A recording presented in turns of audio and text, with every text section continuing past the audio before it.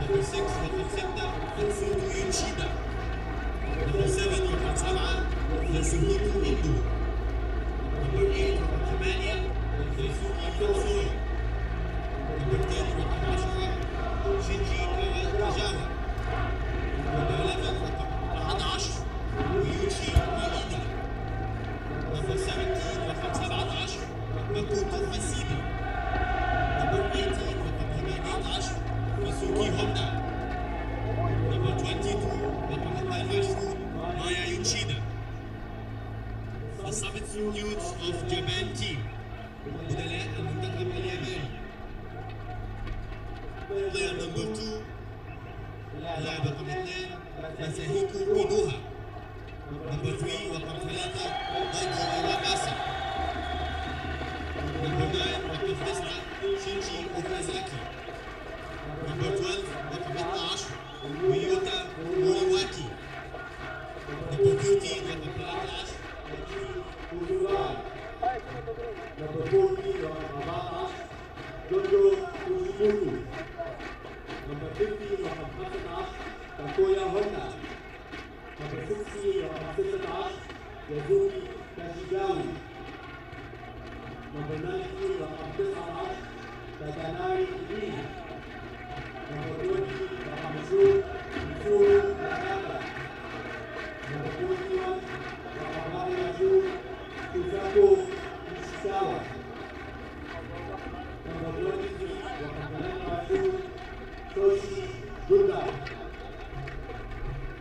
Team head coach مدرب الفريق مستر ألبرتو زاكيروني. And now the team lineup for Doha. والآن مع لاعبي المنتخب الأردني.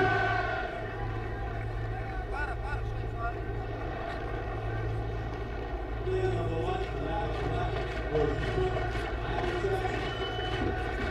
Number 3 رقم 3 Number 4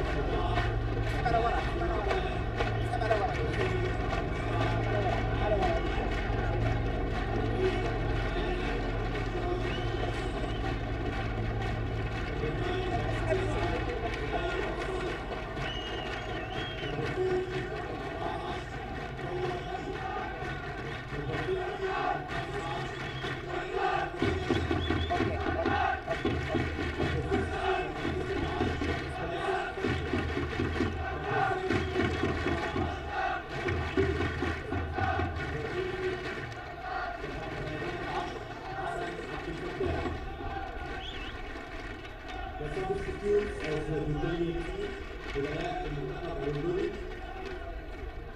Player number 2 اللاعب رقم 2 Number 5 رقم 5 محمد الدنيا. Number 6 رقم 6 سعيد مجاهد. Number 10 رقم 10 In about 5 minutes. Number 11 رقم 11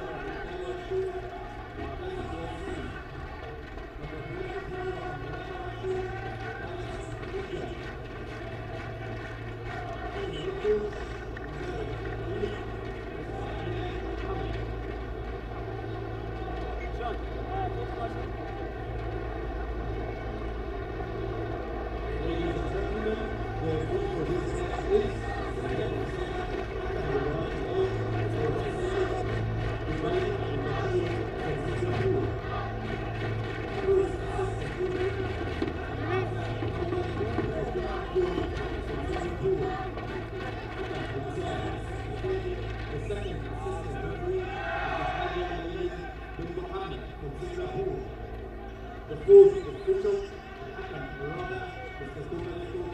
from Uzbekistan. The fifth official, Mr. Mohammed Sabri bin Mohammed Dawood from Malaysia.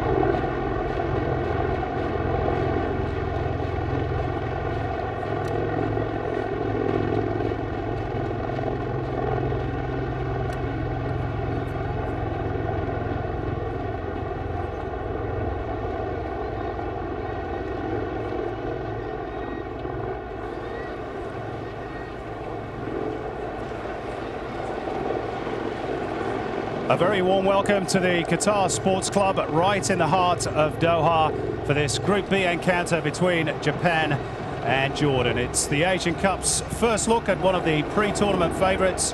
Japan have the stars, they have the track record, having won, of course, this competition on 3 previous occasions. But do they have the depth to cover for an injury crisis that has robbed them of several of their first-choice defenders? If they can overcome that hurdle, then perhaps the only barrier to another regional success would be complacency.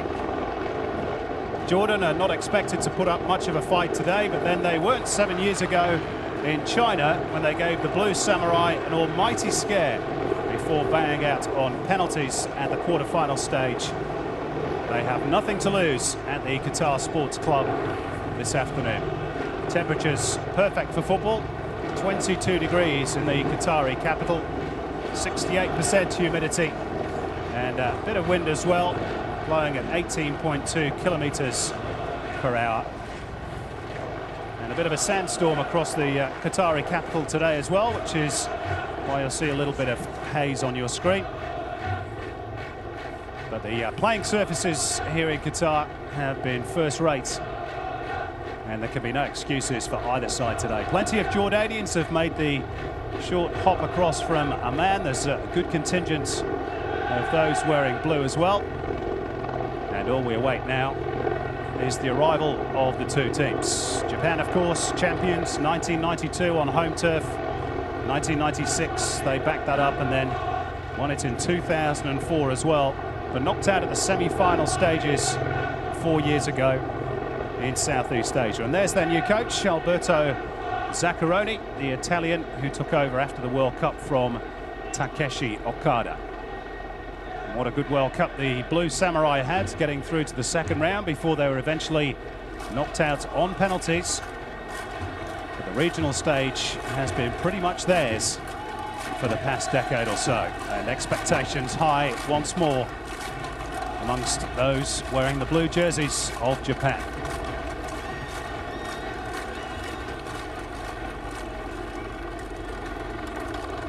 As for Jordan, they're just making their second appearance at the Asian Cup. Only got through on the final day of qualifying by defeating Singapore by 2-1. And as I say, they did make the last 8 on their only previous appearance in 2004.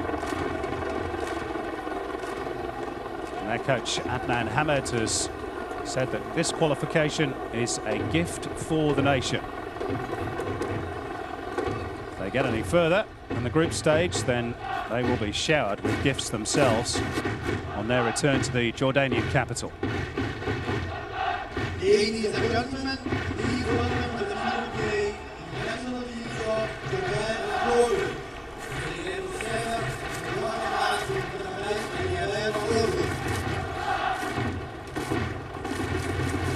So here they come for this opening match in Group B. Syria and Saudi Arabia to face off a little bit later, but first up at the Qatar Sports Club, it's Japan against Jordan.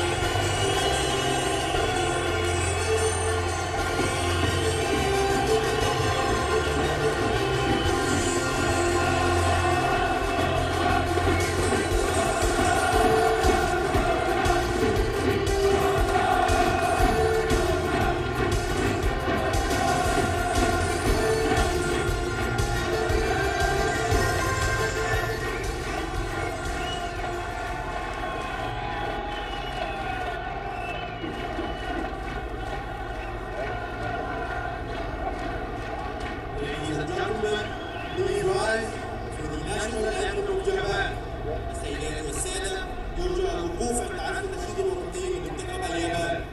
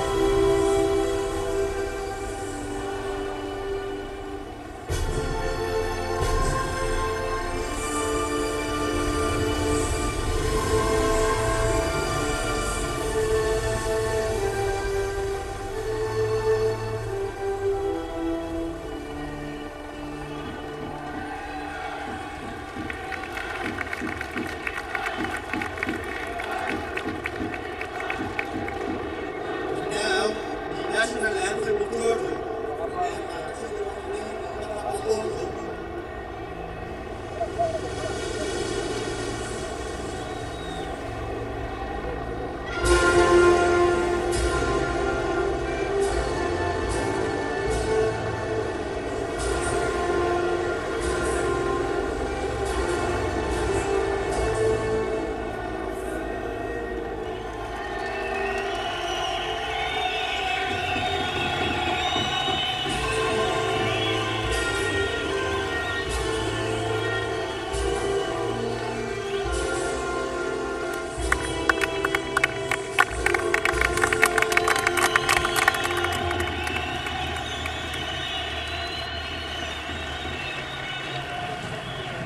Well, these two teams have only met on 2 previous occasions.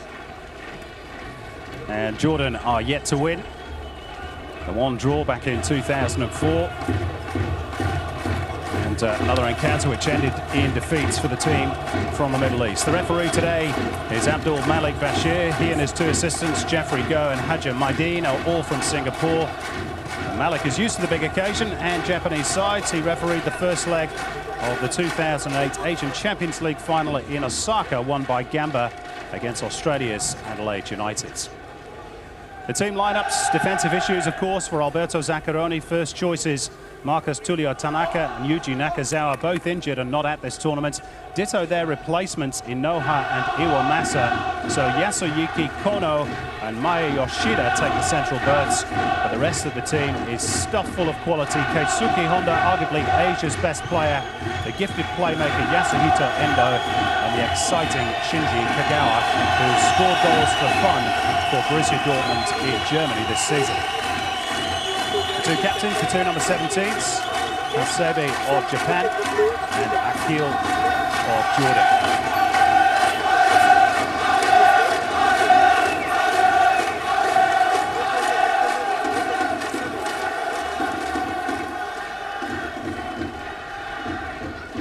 Now a blow for the Jordan coach Adnan Hamad. He lost his defensive linchpin Anas Bani Yassin to a thigh injury this week.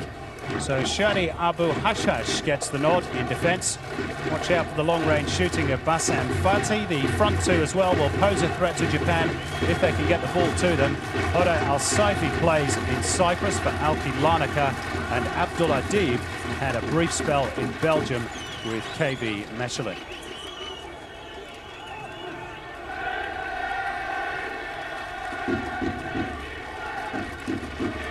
Alberto Zaccheroni took over after the World Cup, of course, and already led the team to 1 title, that of unofficial world champions, a mantle they assumed after defeating Argentina in September. The rumour is this squad has been drilled into a much tighter tactical unit.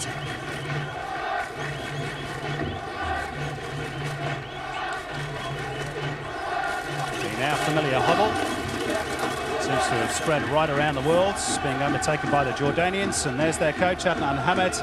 Asian Cup qualification adding another string to his coaching bow. He's a former AFC Coach of the Year back in 2004 when he led Iraq to the semi-finals of the Athens Olympics.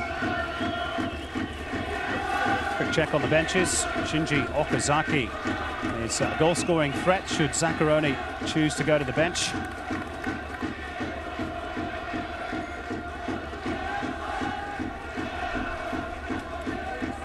Ditto for Jordan. The number 10, Moyad Abukashek.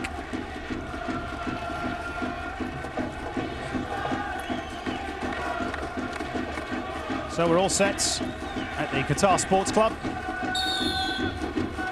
And it is Japan who get us underway. The Battle of the Jays is underway. Japan and Jordan, with the 2 S's to come later, Saudi and Syria. Jordan's nickname is Al Nashama, the Brave.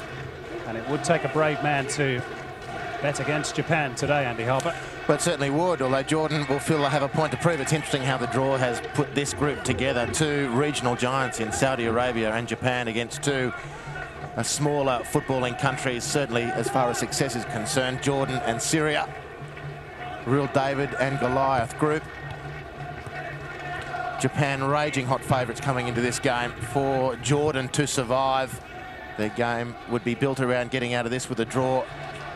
Their number 7 in midfield, Amir Dib, is going to have to do a lot of organisational work. And in fact, just behind him, the captain, number 17, Hatem.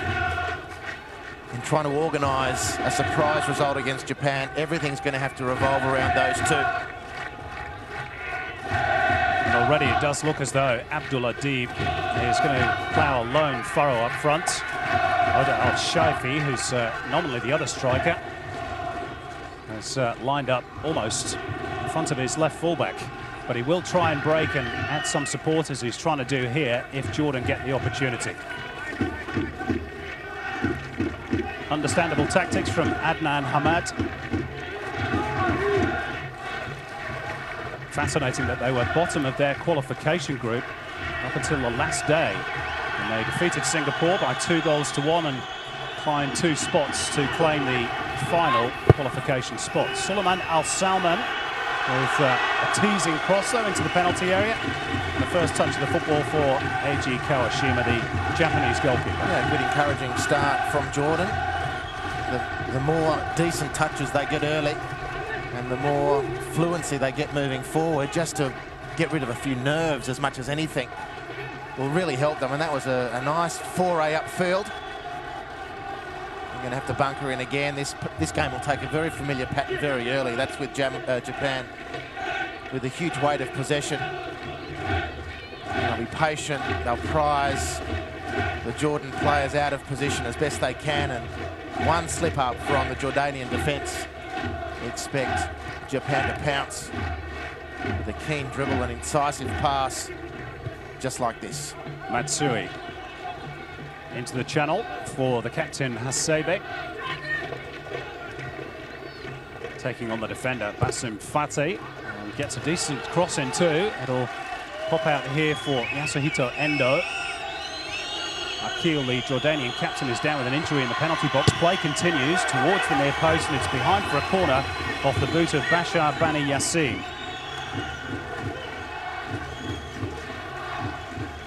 A few mind games early. A couple of Jordan players going to the referee. Deeb leading the charge, and then a deputation heading towards Mr. Honda. Sorry, Mr. Kagawa. Corner taken short by Endo to Kagawa. Then whipped him with real pace by Endo. And Akil got the header clear. It was volleyed back in for Japan by Hasebe.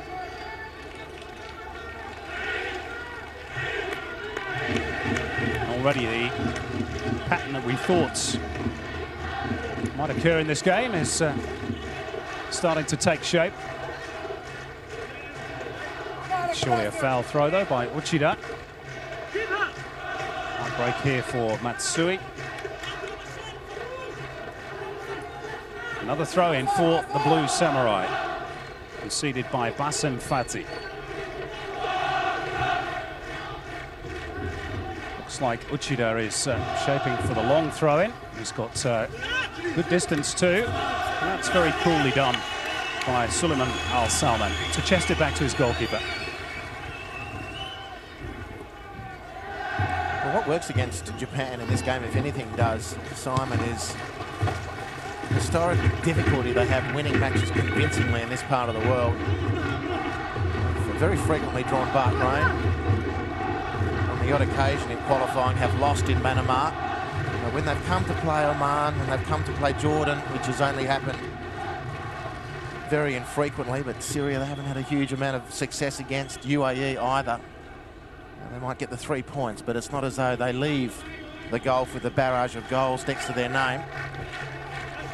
They do have so much quality in this squad, though. You do just wonder whether the defensive issues that they've had in the build-up to this tournament, though, Andy, might cost them when they get towards the latter stages, which, of course, they are expected to do. Two very key cogs in their formidable unit, at least on the regional stage. Marcus Tulio Tanaka and Yuji Nakazawa, both out. And a couple of their replacements struggling as well. Push and header for Matsui, who had two Jordanian defenders to deal with, and he was tripped by Oday Al-Safi.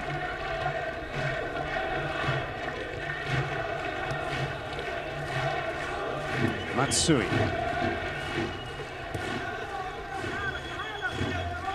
Cut out by Baha Abdul Rahman. The Jordanians really pinned back in their own half. The opening 5 or so minutes. Endo. Lovely football by Japan. This is Maeda who drives for goal. The first real clear opening for the Blue Samurai. And their main striker, Ryoichi Maeda, dragged the shot wide of the target. Well, that first moment of space through the centre of midfield. A straight ball with a slight angle on it. Maeda sizing up the goal, probably with more time than he really showed there to find the target.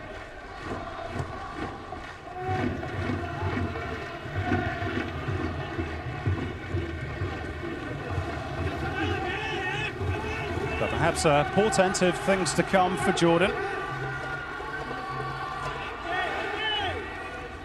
Ryoichi Maeda has been in great form domestically this season. 17 goals for Jubilo Iwata in the domestic J-League.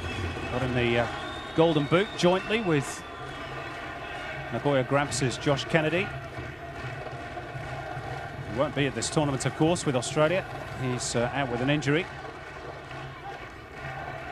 And traditionally, that's an area where Japan have struggled to find the right player in attack, a regular goal scorer. This is Uchida. Back to Yoshida. Aerial duel won by Maeda. Now Jordan come away in the shape of Hassan Abdel Fattah.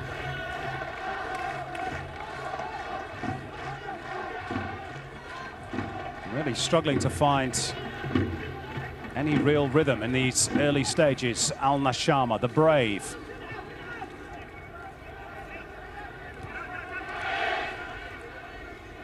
Matsui.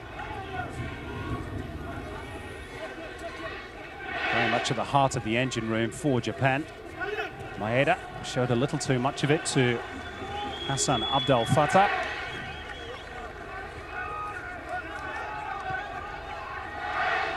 Jordan are struggling to get a touch of the ball, Andy. Yeah. We're just watching him in the warm-up even. Comparing teams in warm-ups is sometimes instructive, Simon. And we know what to expect from Japan. Most viewers will know what to expect from Japan because we've watched their national team and their club teams through Asian competition very intensively over the last few years. We haven't seen a lot of the Jordanian national team, but even evident in the warm-up was the difference in technique. There's a huge chasm between the two teams. And it is going to be a scrap for Jordan if they're to achieve anything out of the game. Well, just half a chance there as Hassan Abdel Fattah broke over halfway, but a rather casual back heel by Abdul Adib. But he's going to have a long afternoon as the lone striker. This is Nagatomo, loves to get forward. Uchida too on the other flank. Volleyed clear. Well, you'll know Japan are starting to hit their straps when those flank defenders, Uchida and Nagatomo, start pinning their ears back. Maeda threads it through, but offside flag raised against Daisuke Matsui. Good decision. Daisuke Matsui, one of the overseas contingent, as is this man Nagatomo. He plays in Italy with Cesena. Matsui in Russia with Tom Tomsk. Great name for a club.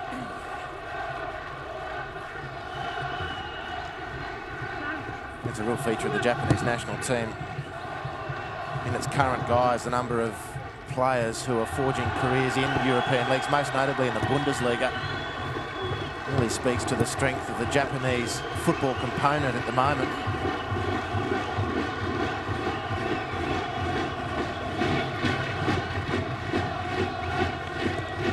Well, the Jordan fans doing their best to try and lift their team. Clad all in reds. It's another somewhat hopeful ball from the back. It's timed by Bashir Bani Yassin. Possession quickly back with the Japanese. This is Yoshida. Winning just his second cap tonight. Maya Yoshida plays in the Netherlands with VVV Venlo. Now an arm was raised by Uchida on Odell Al-Saifi, so perhaps the first glimmer of an opening, an opportunity perhaps for Jordan.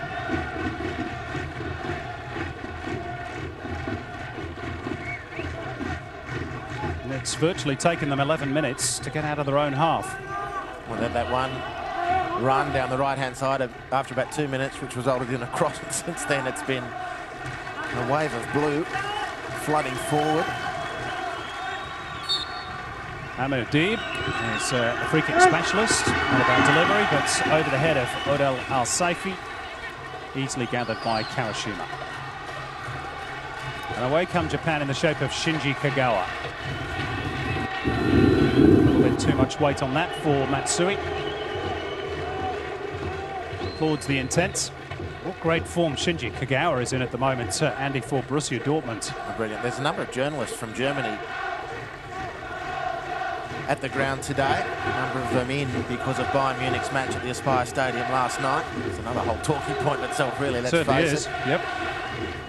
Wasn't it 4 years ago that Mohammed bin Hammam refused overseas teams permission to tour during the Asian Cup? Manchester United being the case in point. Their tour through Southeast Asia, principally Malaysia, was red-carded. 4 years hence in Qatar, the Aspire Academy and facility was the host of Bayern Munich, who also play in red. It's the Reds here of Jordan, who've got a pretty sticky defensive situation to face now. The foul committed there by Shadi. It's clattering into the back of his immediate opponent. Centre field, just outside the D on the penalty area. Yeah, and that spells danger for the goalkeeper, Amr Shafi. We remember from the World Cup, the beautiful free kicks of Yasuhito Endo and Keisuke Honda. It's going to be one of those two to deliver this set piece.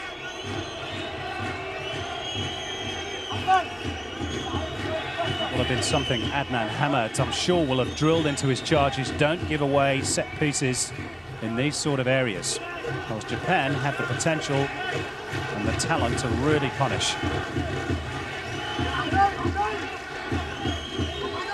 So Endo or Honda?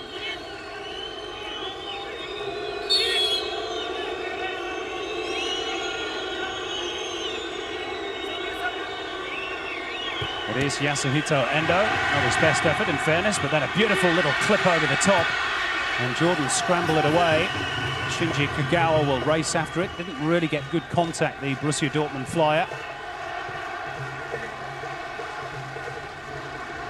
What a disappointment, the free kick after all the build-up. A complete fluff, really. And even when Endo had the presence of mind to chip the ball over Jordan's defence, a couple of air swings, one in attack, one in defence. Finally, Jordan cleared the ball. Now, Hatem Akil has misjudged that one, and he's helped out by Suleiman Al-Salman, with Ryuichi Maeda pressuring him. Another look at the free kick. That was a lovely touch, though, by Endo, second time round.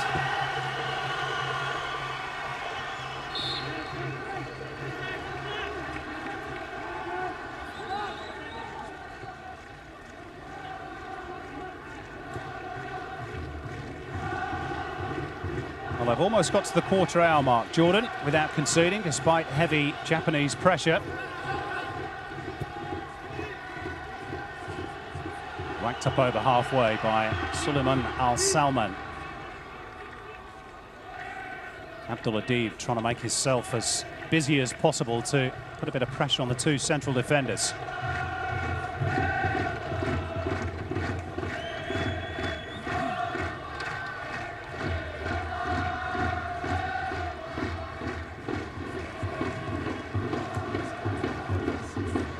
Down the line by Uchida.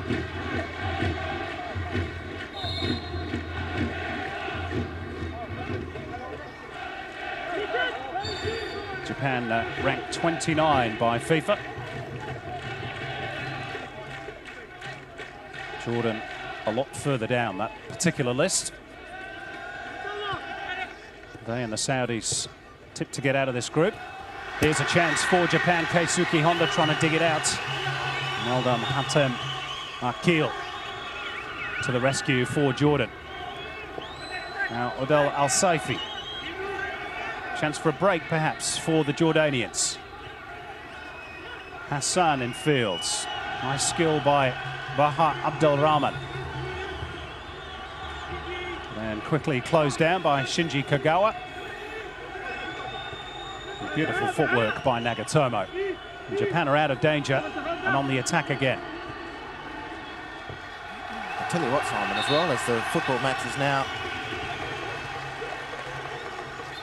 comfortably into its first half.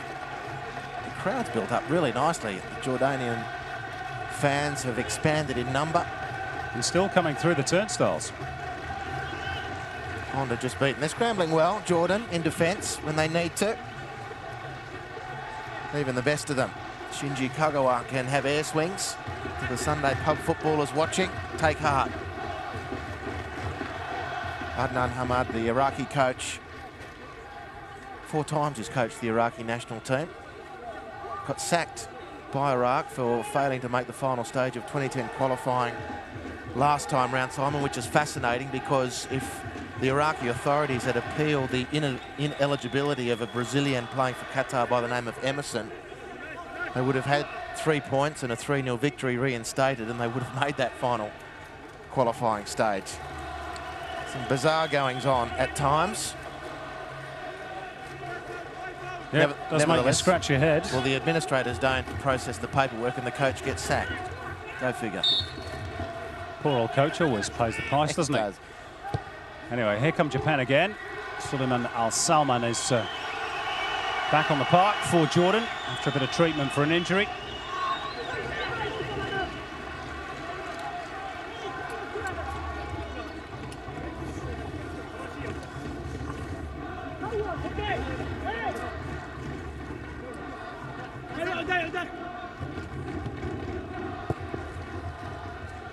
Talking of football politics, Andy, some good news for Jordan this week. Prince Ali has been elected to the FIFA vice presidency. It's made front page news back in Amman, replacing, of course, Chung Mong-jun.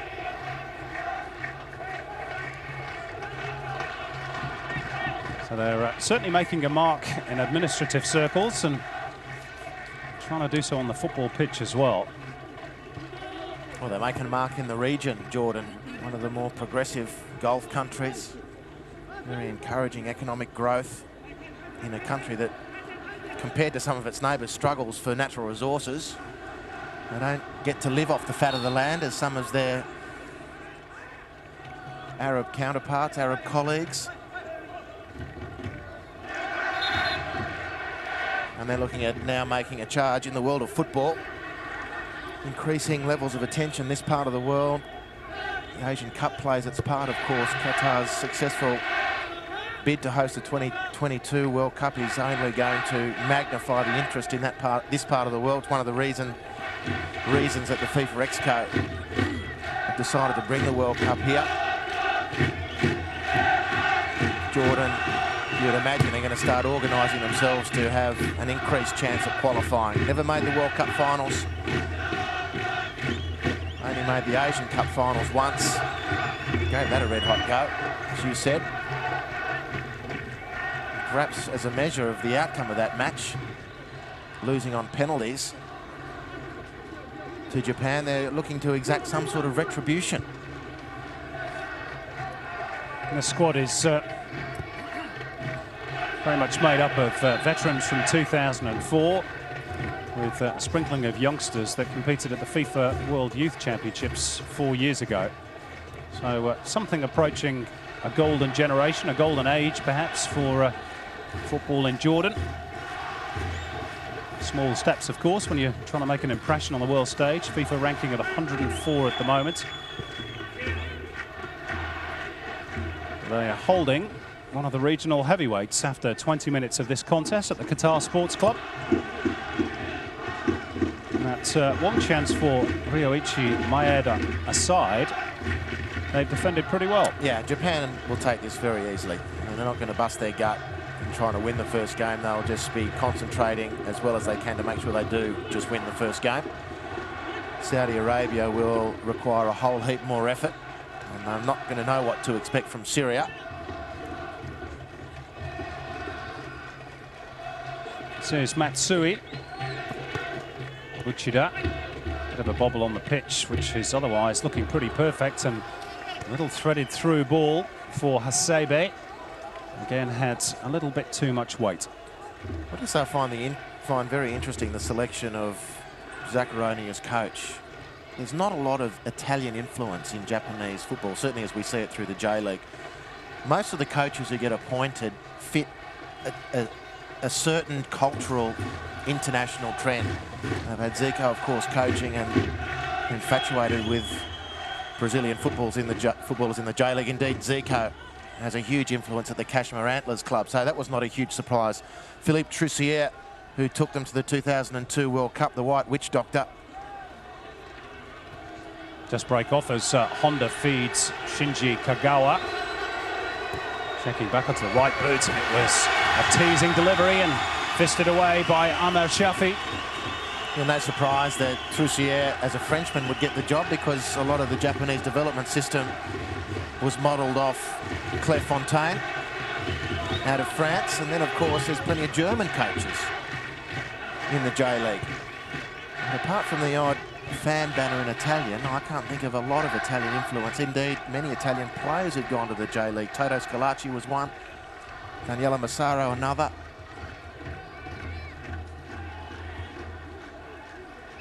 Yep, bit out of left field, Zaccheroni's appointments. Particularly, this is his first national team gig as well. So, nevertheless, we wish him well. He's got a wonderful football organisation and institution behind him. This is the rather spectacular fisted clearance from Amir Shafi in Jordan's goal. Fantastic form during the qualifiers, largely responsible for Jordan's ascension. 1 point after their first 2 games was something of a disaster.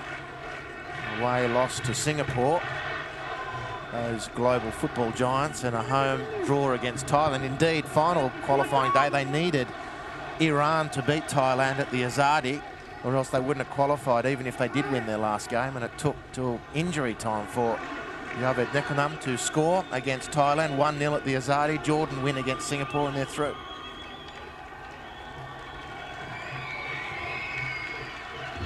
And looking to make the most of their belated qualification.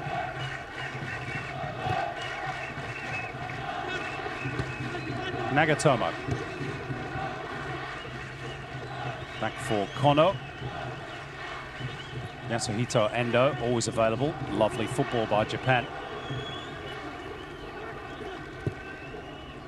Endo will spread the play. Maeda. Nagatomo again racing forward.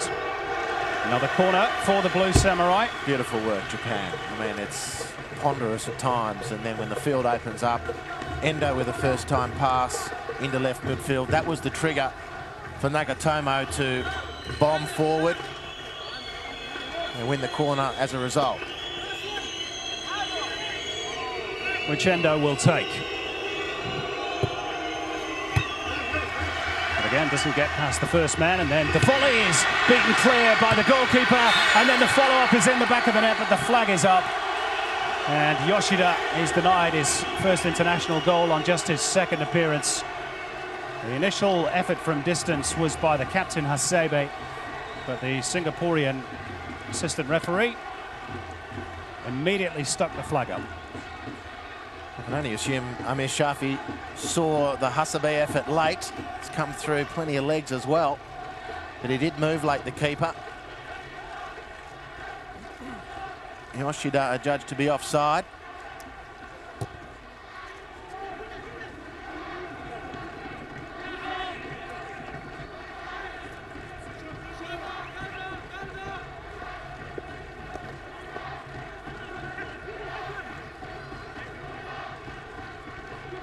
Well, we can only presume that the referee's assistant got it right. Well, there was no protest from the Japan players. You'd have to assume they're comfortable with the assistant's call.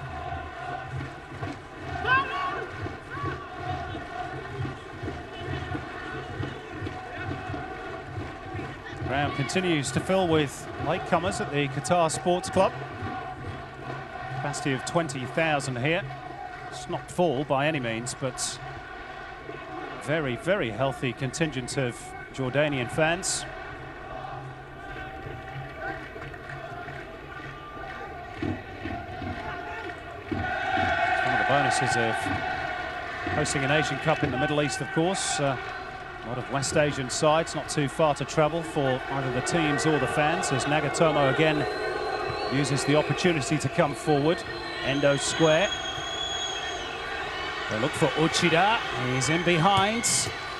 And the goalkeeper drops gratefully on the ball, Amar Shafi, but Jordan stretched once more.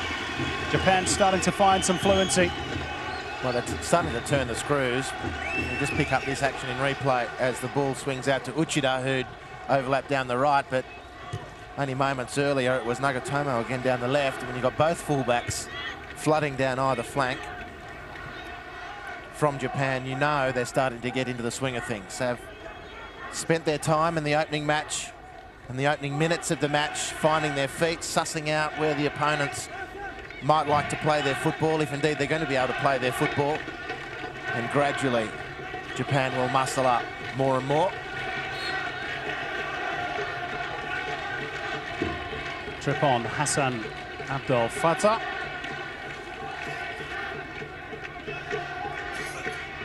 In fact, it was the arm across the chest from Daisuke Matsui. There's the lone target man, Abdul Adib, who is now back in Jordan, playing for Shabab Al Ordon. This is Oday Al Saifi, who at least has a shot registered for Jordan. Yeah, he's stepped inside quite nicely there. Oday, here's the Hasebe shot again. Saifi with the fumble, and there was a good number of blue shirts lurking with intent. Assistant referee said offside.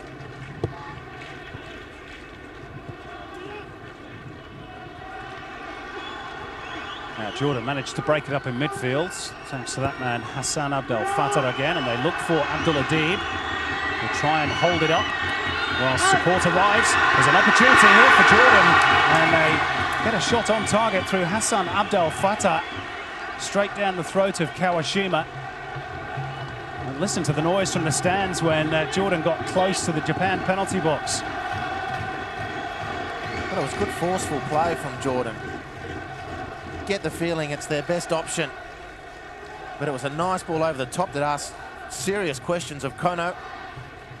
Well worked too. Indeed, but after that they just bludgeoned their way through really in the end. Hassan, when the ball sat for him, got a nice left foot on it. Unfortunately for him, it went straight to Kawashima in Japan's goal. Nagatomo just angling in from left fullback to add some weight of numbers in the centre of defence. But encouraging signs for Jordan. Starting to come out of their shell perhaps a little bit. That's a stray ball though by Oday Al Saifi. Nagatomo needs no invitation to break forwards. Looking for Kagawa. Cut out by Shadi Abu Hashhash.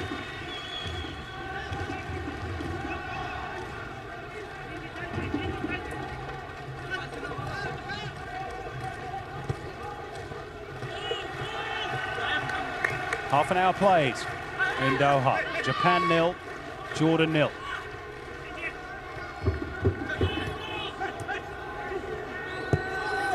Maybe here's a chance for Matsui. Again, Jordan hold firm, at least for now. Well, at times it's a bit last gasp, at times it's desperate, but they're refusing to buckle, at least for the moment. That's true. It is. It's haphazard. It is desperate. But for the time being, it's 0-0. And for the time being, it's mission accomplished, because they've had 2 or 3 efforts now inside the Japan penalty area, which will please them no end. And it's just enough to maybe keep Japan back on their heels, that fraction. For every punch you take, you have to throw some sort of counter punch, or else they'll just wear you down, the Japanese. Jordan hanging in manfully at the moment. Plenty of fight in this team. They've earned themselves a bit of a breather with the throw-in. Oday Al Saifi is getting through a tremendous amount of work. Number 9, who plays in Cyprus for Alka Larnaca. There he is flicking the ball on there. The most expensive player in Jordanian history. Cost $1 million when he went to Greece to play for Skoda Zanti a couple of years ago. Didn't really make a mark in the Greek league.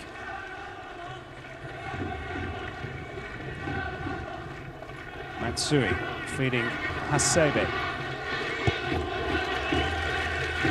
Again, disciplined defending, this time by Bashir Bani Yassin, as Adnan Hamad barks out some more instructions to his charges.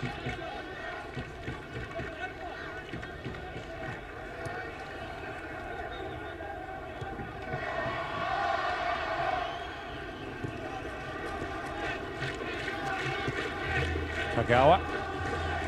A bit of delicate chip for Keisuke Honda. Well, it's not quite working for the favourites here so far. There's been a couple of signs that they're ready to let loose. Those signs most ostensibly when their wing-backs push forward. But it's the key man in the middle. Last attack of promise from Jordan. I'll be hoping for more of that. The key men in the middle for Japan haven't really fired. Kagawa and Honda, wonderful talents both. In the wash up to the 2010 World Cup, all the talk about the players of the tournament included obviously the likes of Messi, Schneider, Xavi and Iniesta, and included in that discussion was the role and performance of Honda. Brilliant tournament, but he's been pretty quiet here in the opening half hour. Abdul with the free kick for Jordan. Just catching practice for Kawashima. Japanese goalkeeper now playing in Belgium with Liers.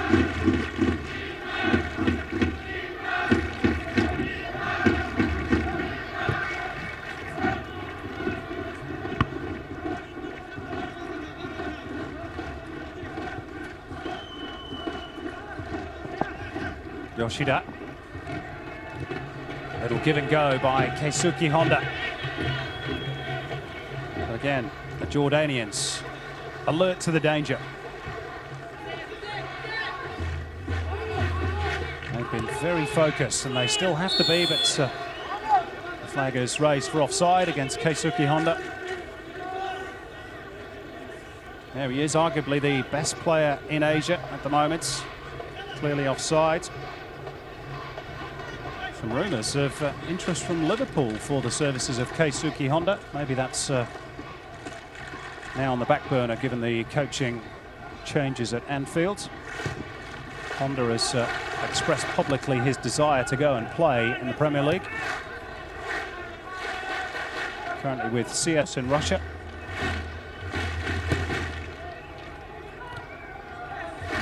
January transfer window open.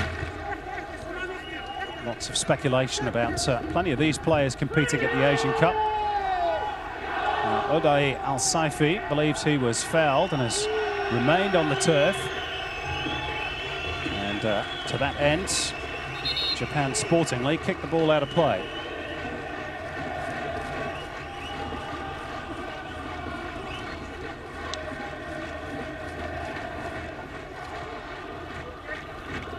Well, 8 passes and 62% completion rate.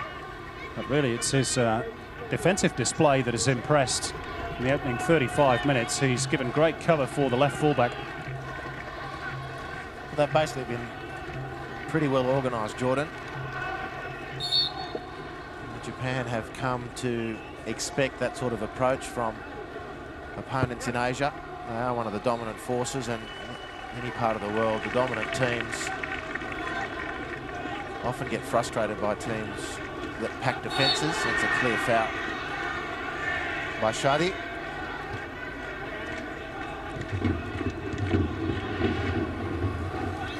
And away come Japan through Shinji Kagawa. Nagatomo's ball, Maeda. Hatem Akil believes that should be Jordan's throw. No dice, says the referee.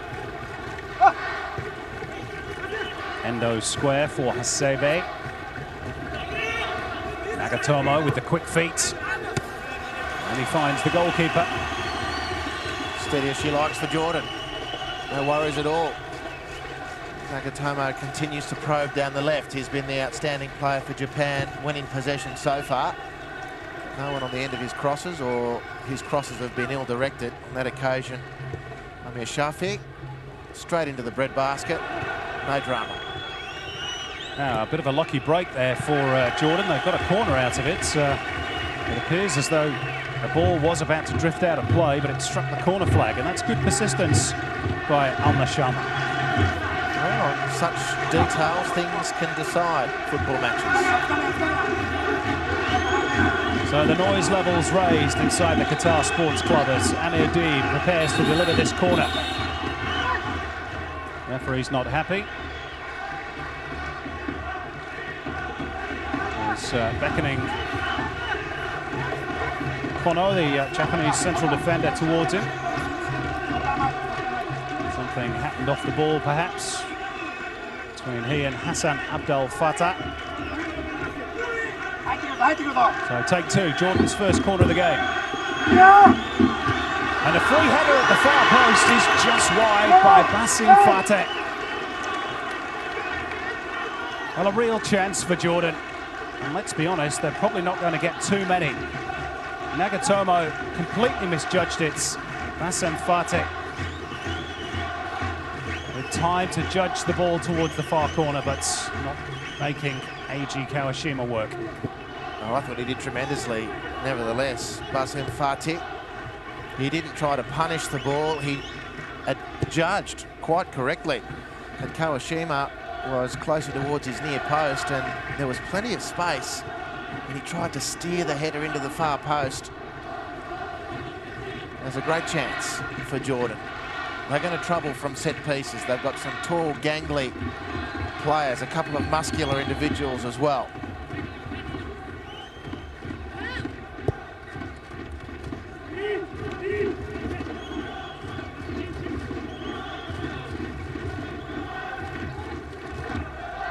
Well, that would have put the cat amongst the pigeons, wouldn't it, had Jordan taken the lead.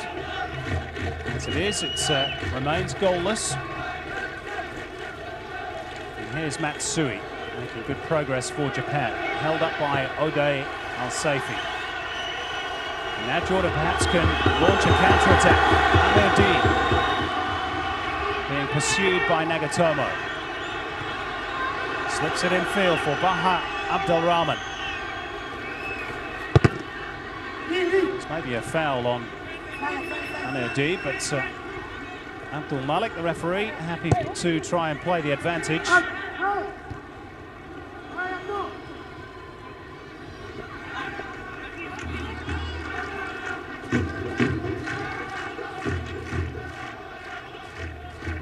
Maybe Jordan just sensing, Andy, that Japan are human after all. Well, I think they realise that if they put enough pressure on and they contest the half possessions, if I can put it that way, they're going to be able to force their way through a gap here or there.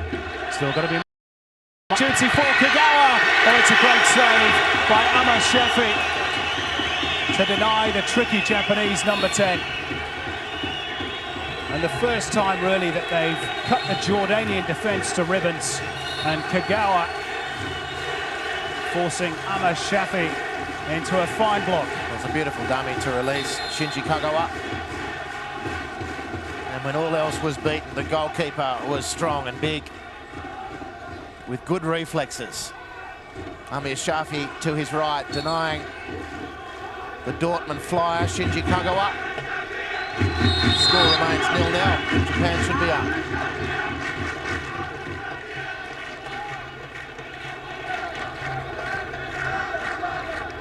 Well, it's certainly back Shinji Kagawa to score in current form. 8 goals this season for Borussia Dortmund. Really is one of the stars of the future, if not already today. Here's Maeda. Loose touch. Really poor touch. Really poor touch with an opportunity opening. Maeda. There's beautiful work there from Amir Shafi. A little bit more deception from Shinji Kagawa. You feel funny offering advice like that to a superstar footballer. But just a little feint, a little bit more composure. Goalkeeper outplayed him completely. Well done, Amir Shafi. Yep, the hero again. 3 clean sheets he kept in the 2004 Asian Cup finals, and he's again kept the scoreline blank here in Doha, at least for now.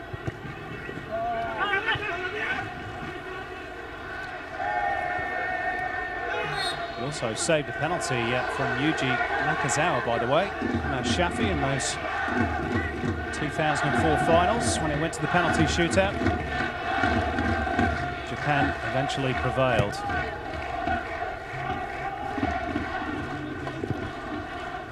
Will they prevail here this evening?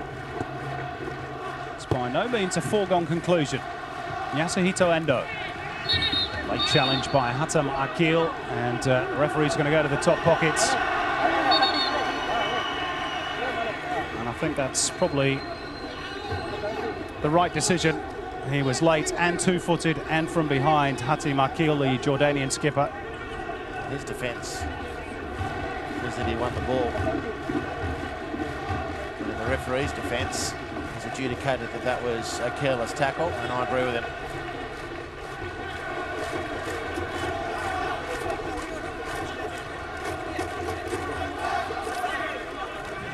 So the first name into the notebook.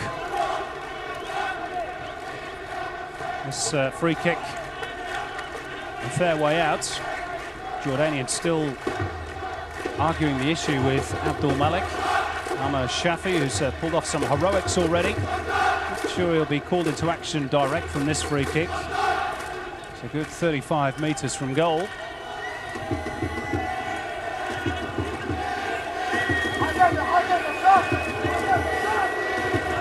You never know with Japan.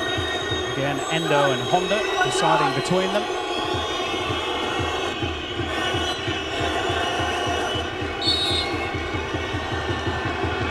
And it's Honda with the Cristiano Ronaldo sort of poke, sort of kick that gets the ball up and down in a trice. Here's another look at the chance for Jordan. You see Bassem Fatih there. He's really sized that up nicely. It's just the wrong side of the post for Jordan. Otherwise, Nagatomo completely at sea, defending that one.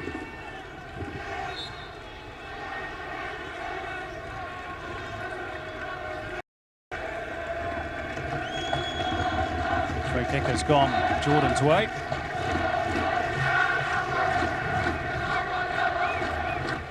This is Amir Deeb.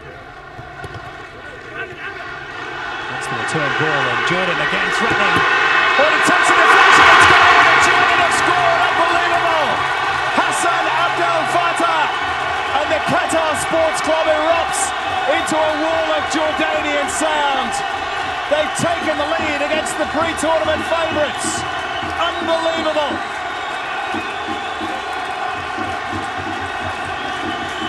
Well, it's a wonderful moment for Jordan, for Jordanian football, and more importantly for this football team. Right on the cusp of half-time.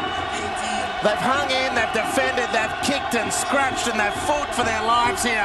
Amir Deeb with a beautiful bit of invention. It did take a deflection on the way through to beat Kawashima. But if you're a Jordanian football fan, who cares about the detail? What an exclamation mark at the end of the first half. Hassan Fattah lets rip with his left foot. There's a stray Japanese boot. It's come off Yoshida last, and that was enough to deceive Eiji Kawashima. Well, they've defended with determination, attacked when they've had the opportunity, and now they've taken their opportunity. Hassan Abdul Fattah. And what a story, perhaps developing here in Doha.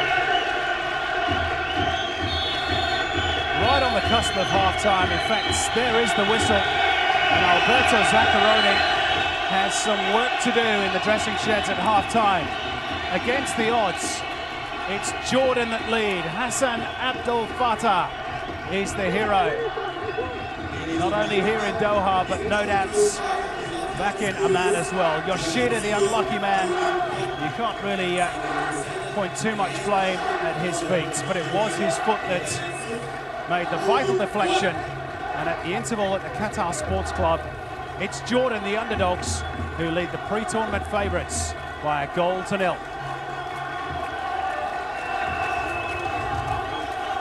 Well, they can't believe it, Andy Harper.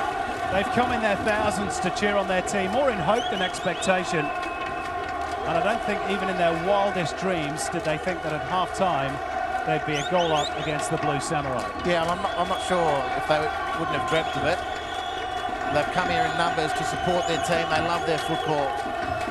Now, this is a big stage for them. Second time only they've qualified for the Asian Cup finals.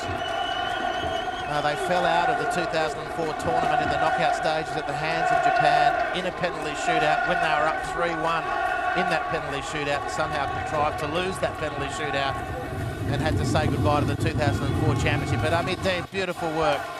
Nice deception on the right flank to open up the space. The interchange from there, it took a little bit of luck, but you make your luck when you hang in a football match. And that's a beautiful feint as well, with his right foot. Hassan Fatah opening up onto his left foot. Plenty of power and sting in the shot. Maya Yoshida looked to block. All he could do was deflect. Kawashima beaten. The back of the net bulged. And Jordan walk into half-time a goal up. The game plan, Simon, was to hang on. They did it. The game plan was to kick and scratch in metaphoric terms, and they did it. The game plan was to cover each other. If the line is breached, then to offer a second defensive option. They did it. And when all else failed, it was the job of Amir Shafi to save the team, and he did it. And then you get to 45 minutes. It wasn't the first time they were in Japan's defensive zone. They had a couple of promising chances before then.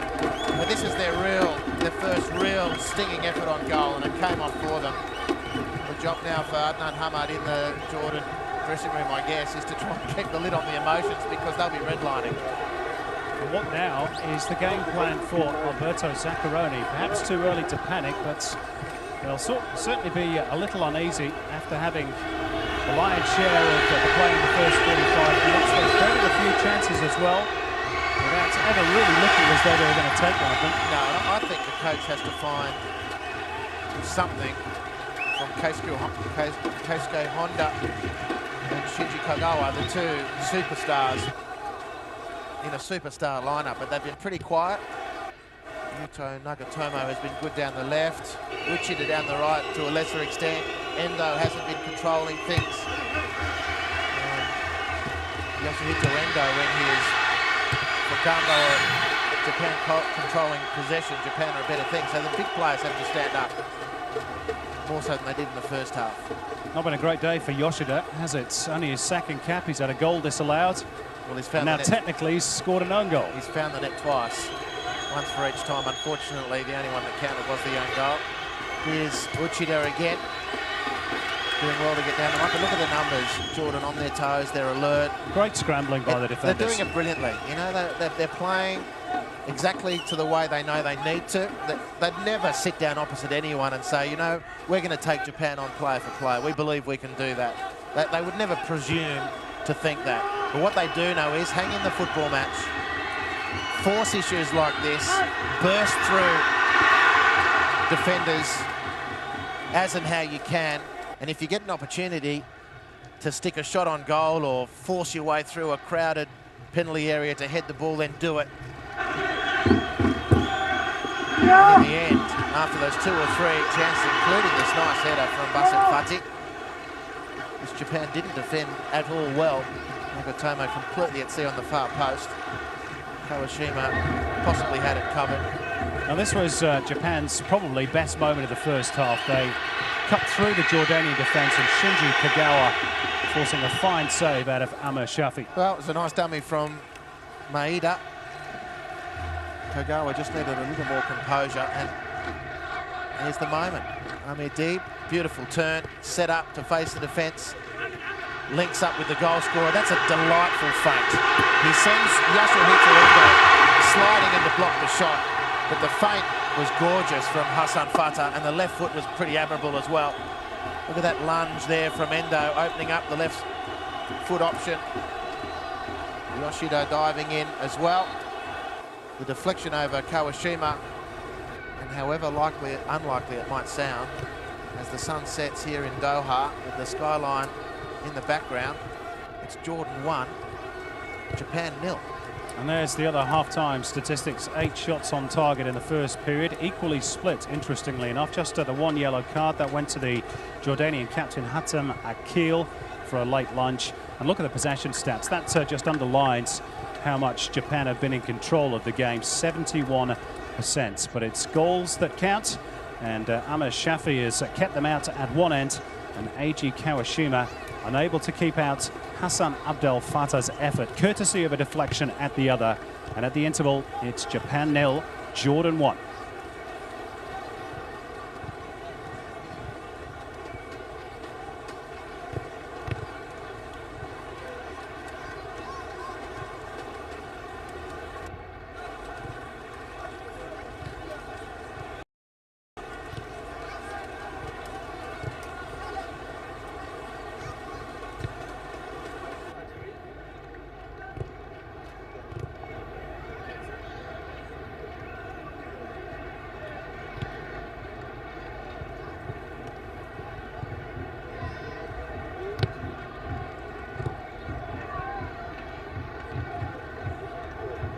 Abdul.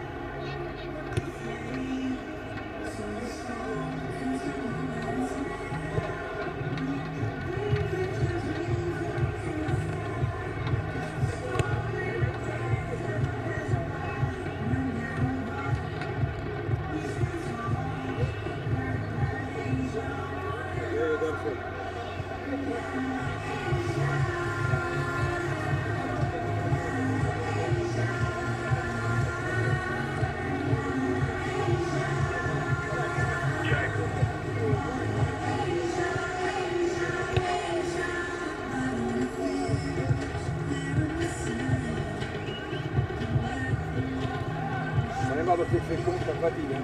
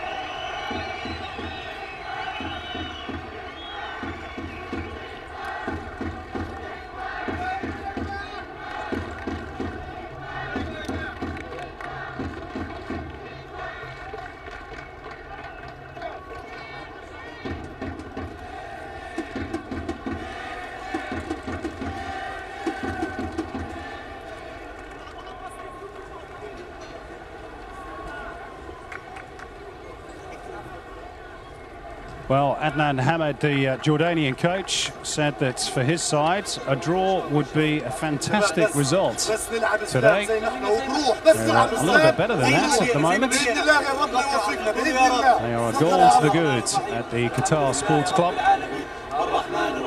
Courtesy of Hassan Abdul Fattah's strike, right on the stroke of half-time.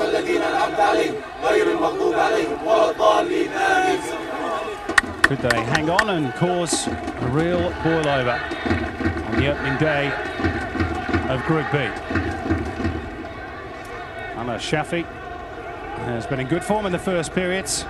Japan have made a change. Ryoichi Maeda has been withdrawn in favour of Tadanari Lee, who's making his international debut, the striker from Sanfrecce, Hiroshima.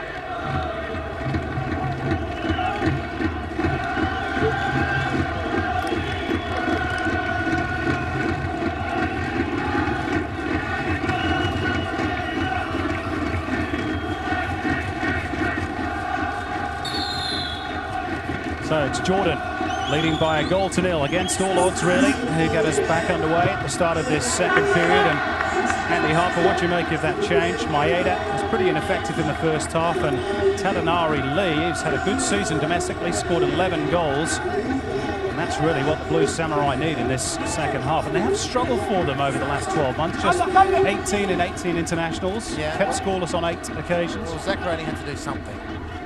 It's not likely to drop Kokoa or Honda to the bench because they're the two superstars. But their front line was basically dysfunctional. Maeda has fallen on the sword of the coach. but it was actually his little dummy that opened up Shinji Kagawa for their best chance of the game. So it's not as though they've been wasting chances, they just really haven't created much.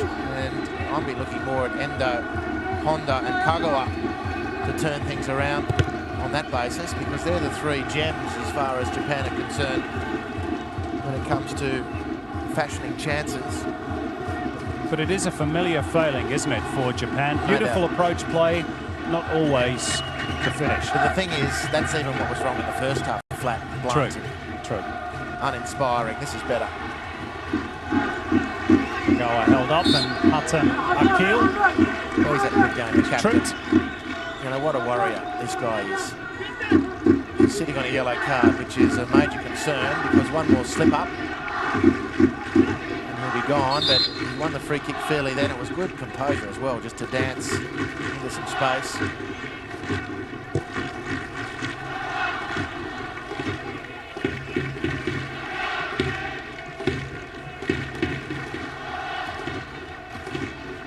Well, all the other fancy teams at this tournament will be watching this encounter, I'm sure, with utter fascination.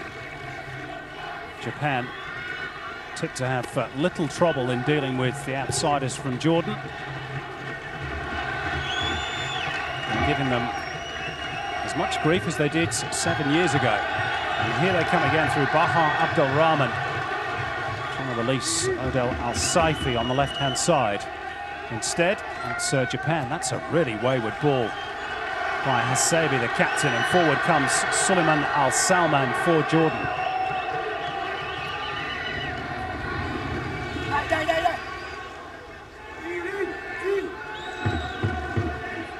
Matsui. Honda. Exchanging passes with Endo. This is better for Japan, but then a bit of a miscontrol by Kagawa. Suggestion that the substitute Lee was also holding his man off, Suleiman Al-Salman. Jordan growing in confidence, perhaps. Hamad.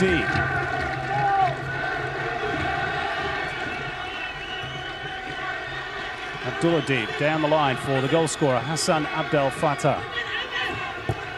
Hamad again. Crosses for the number 9, Odai Al-Saifi, and his header only just wide of Kawashina's left-hand post. Well, Japan are in real trouble. This is a lethargic display from the favourites, not just for tonight, but for the tournament. And they've been shaken around by this Jordan team, which is really up for the fight. They're playing some good stuff. The goal that has given them the lead came late in the half. They've set a fantastic foundation for themselves, Jordan. Game plan's great, the commitment. Look at the captain again. A very impressive customer. Odai losing out to Uchida, and now it's with Matsui. It's a bit narrow for Japan. They'll try and spread it through Honda. Uchida's cross deflected. Hatem Akil there again. He is really playing a captain's knock this afternoon for Jordan.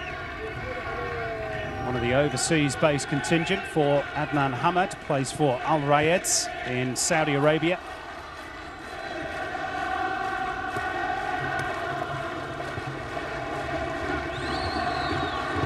Endo.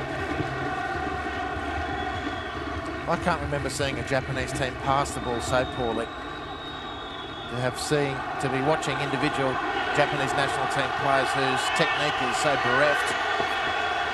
So there's Hassan Abdel Fattah. Shooting from all angles now, Jordan. That was Abdul Adib. They've got a full head of steam, that's why, and they've earned that right. It's been a super performance from Jordan. No frills to start with, survival first. And now let's see what they're like as front runners. Players in blue, whom we've been admired for so long, have got to lift their game. Kagawa beyond Honda. This is Odai Al-Saifi.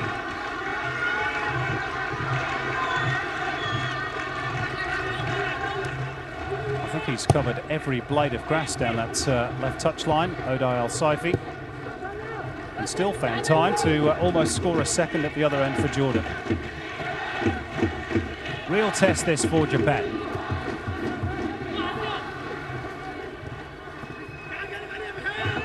got Syria next, then the Saudis. I'll take something from this match. Well, that was better from Japan, even though it was very cluttered. There was even a slight indication of a give and go. The interesting thing at the Qatar Sports Club as well, Andy, is that, and you're not seeing this on your pictures, but the Japanese TV crews have already trained their gaze on Alberto Zaccaroni. There's going to be a lot of questions asked if they don't win this game. Quite a few Japanese football fans less than enamoured with the choice of the new coach. Well, even if they do get out of it from here, it's been a really lacklustre performance. Mind you, he comes from the country which habitually starts tournaments poorly and then ends up winning. The Azzurri, one of the powers in world football, of course. How many times have they struggled in game one of a World Cup? Unless we forget, Andy, the pre-tournament favourites at the World Cup, Spain, lost their first game to Switzerland. Didn't do them too much harm, did it? No. No, that's a point well made. Anyway, Japan have by no means lost this encounter yet. Well, the difference in that World Cup opener for Spain was that they totally dominated Switzerland. But it was, the comparison is relevant otherwise because Switzerland hung on in that match too and they fought for their lives. And now perhaps here's a chance for the Blue Samurai. Shinji Kagawa.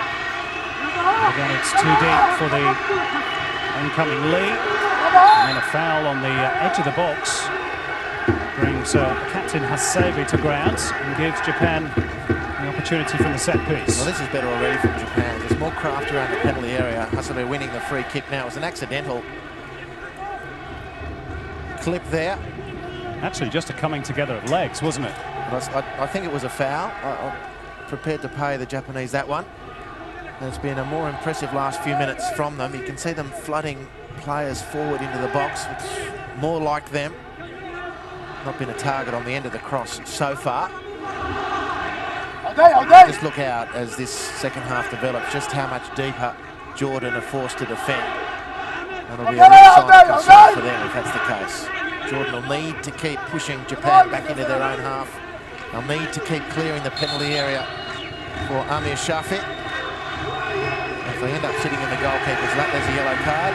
That's for the goal scorer for not retreating the 10 metres and for arguing the issue as well. Unfortunately for him, his hot temper has been rather cooled by his teammates. Emotional, passionate. Well, they know that they've got such a chance here, Jordan. And they also know this is a very dangerous situation. It's the all-1-2 again on set-piece duty. Honda and Endo. Defensive might be Honda. It is. It goes for goal. It's beaten clear by Amir Shafi to huge roars from the Jordanians. And even more so for that spectacular block out of the air, which has perhaps winded the goalkeeper. And the players are starting to put a bit of pressure on the Singaporean referee. He's going to do well to keep a lid on this. That's good goalkeeping from Amir Shafi.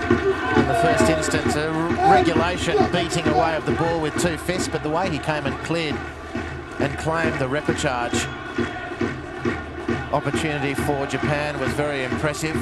He now lies prostrate on the ground. Qatar Sports Club turf in his own penalty area. He did land quite heavily. This is a really strong, confident claim. And he held it too when he made contact with terra firma.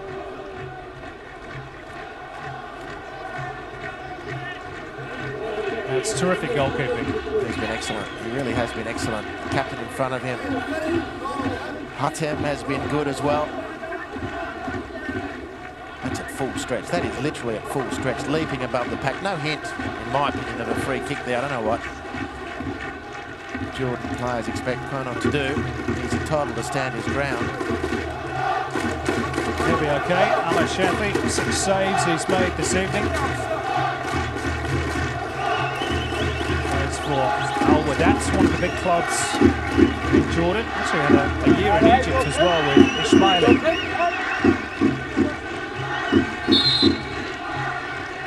Furrowed brow on the face of Alberto Zaccaroni. Can his team find the answers? It's a rather sticky predicament.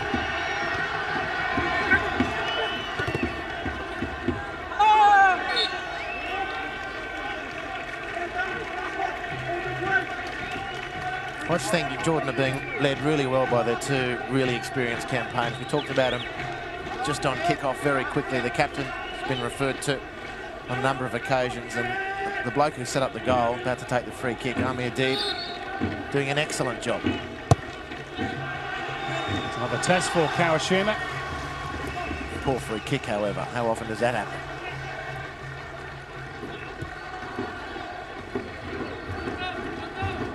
By the way, at the other end, Hamad Shafi is back up on his feet and okay, still feeling the lower part of his back, but the Magic's spray has done its work. Now, Alberto Zaccaroni, I think he's going to go to the substitutes bench again very shortly. Shinji Okazaki is stripped and ready for action. Meantime, this is Yasuhito Endo.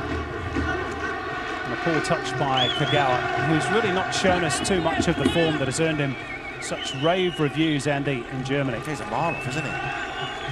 But the better sign about Japan's build-up then was the proximity in which the Japanese players found themselves. They do like to operate on the give-and-go basis, the short-distance passing, reduce the margin for error, rely on their agility and their nimbleness to work space from there. That's more like it from them.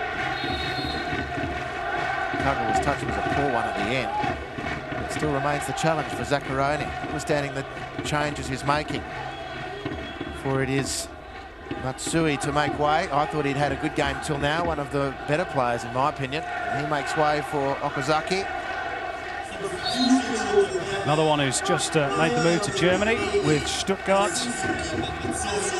Actually scored 15 goals for the Japanese national side in 2009. 6 of those came in 2 hat-tricks against Hong Kong and Syria. Perhaps he is the missing link for Japan. That's going to be a free kick. Bit of a rash challenge that's by Bashir Bani Yassin. And they can ill afford these free kicks from this sort of range, Jordan.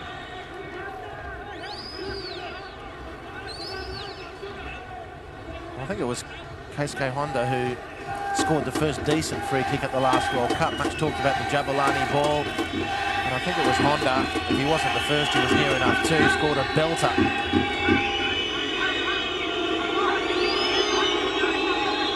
th foul of the game. Honda and Endo again deep in discussion. You or me? Fancy Honda from this side of the pitch. Not much run up, and again he goes for that almost futsal type toe poke that Cristiano Ronaldo has clearly perfected, but Honda certainly hasn't. Not at all. More like a trench digger with his shovel there.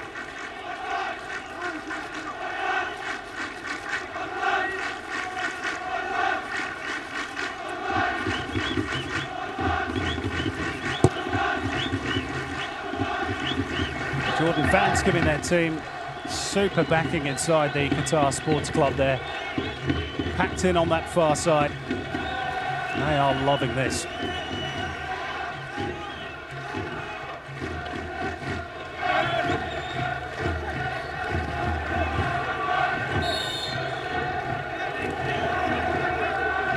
Alberto Zaccaroni did say in the Japanese press this week that their priority is not this Asian Cup, but qualifying for Brazil in 2014. That's what he's building towards.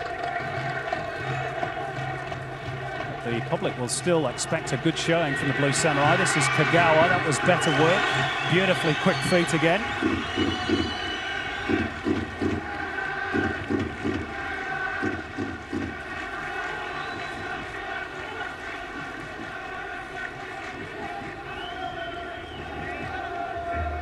Well, he's looking to chip the keeper. It's the only interpretation I can make from there after making the space nicely.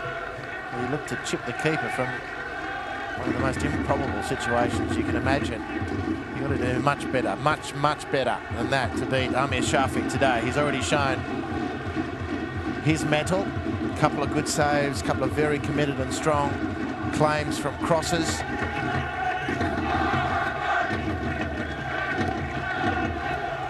Here's the substitute, Okazaki, getting involved for the first time. Nagatomo there in support on the overlap. It's a good, dangerous ball in low and hard.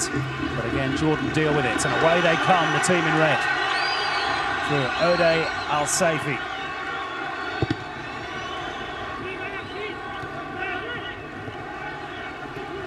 Now they pinch the ball in the centre circle. Bahar Abdul Rahman out to Ode. Being roared on by the Jordanian fans.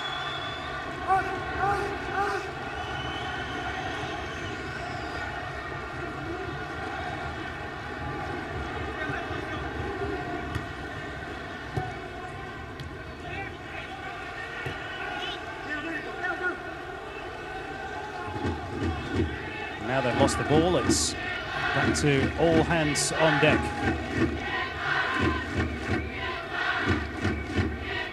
Everybody behind the ball, save for Abdul Adib.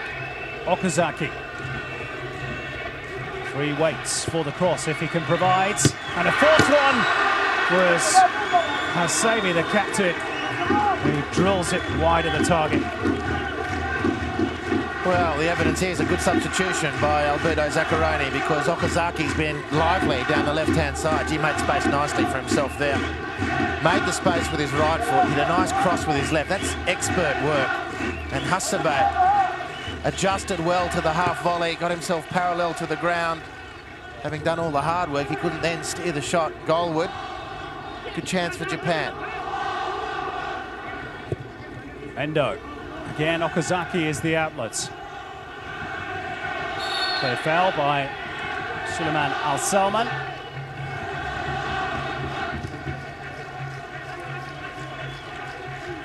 Japan trying to increase the tempo, increase the pressure. Hasebe, touched by Honda. Wide for Uchida. Now Lee.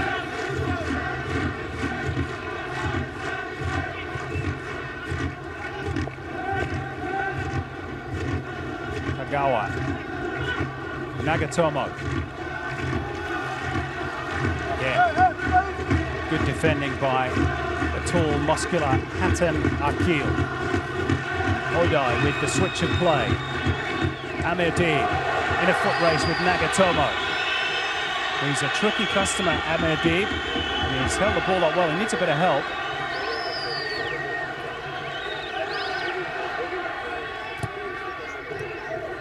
Eventually gets it from his namesake, Abdul Adib. Now in field for Shadi Abu Hashhash. And back for Bassem Fati.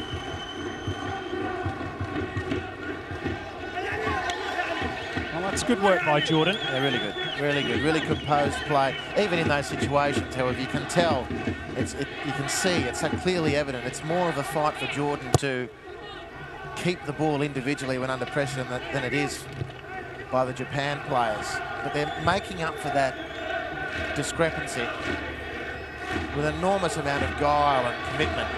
And organisation defensively. Indeed, and desperation. There's all these components in a football match and a football player that sometimes get lost in the contemporary discussions about technique and tactics.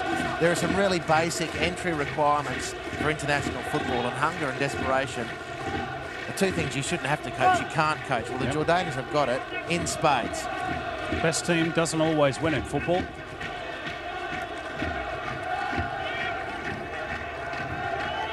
And Japan are by far the best team on paper, not just tonight, but arguably at the tournaments. They've got to prove it. They've got to ramp it up, there's no doubt about that. They look like they've got another 2 or 3 gears through which they can go. Honda is one of those who can shift through the gears, but again, they get a body in the way. Bassem Fati sticking a boot out. Kagawa. Got an uneven bounce there, Shinji Kagawa. Nagatomo. everybody behind the ball for Jordan. Try and burrow through the middle through Kagawa. Rather hopeful look towards the referee for a penalty kick, which wasn't forthcoming. To Mikel. Not sure if he meant that to win a throw in, but it is so congested in there. Chicago are trying to wriggle through a million legs clad in red. Here's the chance set up for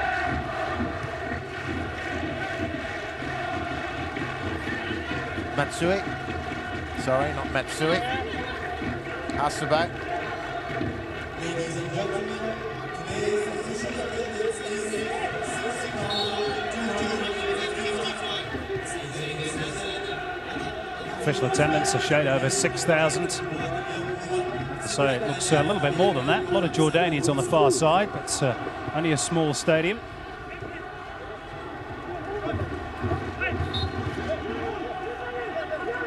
They could be witnessing a piece of football history for Jordan in the making. No foul on Honda, despite his claims. Well, Shinji Kagawa, you can't fault his efforts. But it's the quality in the final third that Japan want and need. That's beautifully done by Bashir Abdul. At least the initial play. It was, and the field opened up on the right for him too. Only Adib was away down the right flank. Pass was grossly inaccurate. Japan let off the hook.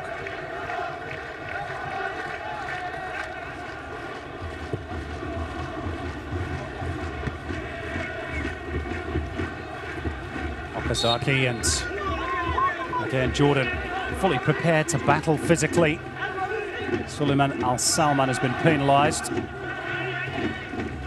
Probably rightly so. Yeah. Holding his man, and the free kick's been taken quickly. This is Okazaki! Oh, that was close for Japan. Really close. I don't reckon Amir Shafi knew much about this. Okazaki's been excellent off the bench. Keeper's rooted to the spot. Another half yard to the right, that goes in. And the keeper would have watched it go in. Good play, Okazaki. Has made a big difference since coming off the bench. He is used, Andy, mainly by Japan as a substitute, Okazaki. I find that difficult to understand. He's the one player that's scored consistently for them at international level. He creates as well. And yet Zaccheroni, like his predecessor, Takeshi Okada, leaves him out of the starting 11.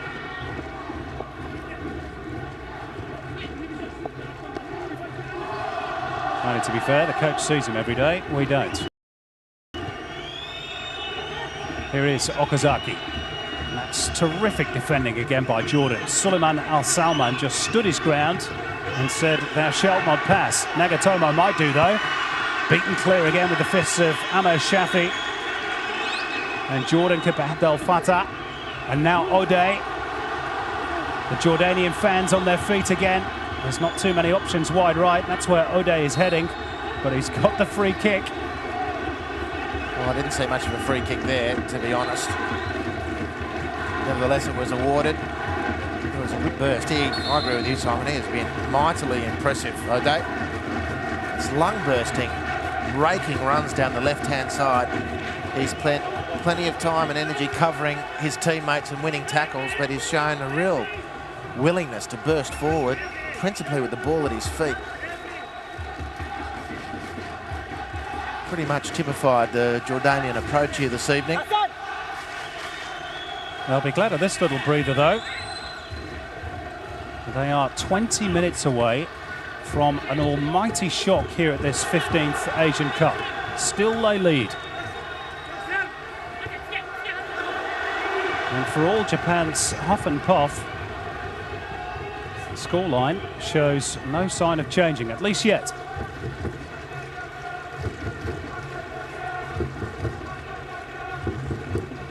Jordan going to make their first change off the bench shortly.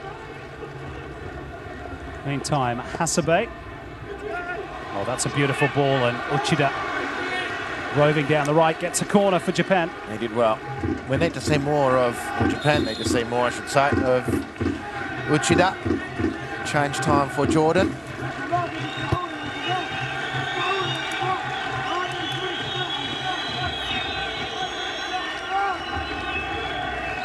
And to be replaced is Abdul, who's had a tough job tonight. Playing as a lone striker, and it's Ahmad Abdul Halim who'll replace him. You won't be surprised to hear he's a midfielder. Normally plays on the left-hand side. Goes by the moniker of the Asian Roberto Carlos for his free kicks. There's a few of those. Akil again climbing highest. He's had a super game at the back. Really led by example, the Jordan captain. Nagatomo. Honda. Trying to hit the byline. Teasing cross. Three-way for Japan. Okazaki about to pull the trigger. Endo dinks it back in. Kagawa can't bring it down, and Jordan survive again. And away they come on the counter, but it's too far for Amadib. Well, good repeated efforts from Japan there. First touch from the substitute. Hamad Halim was the bicycle kick clearance, took it right off the head of a striker. Now Honda. Kagawa back for Nagatomo. Look at the pressure on the ball from Jordan.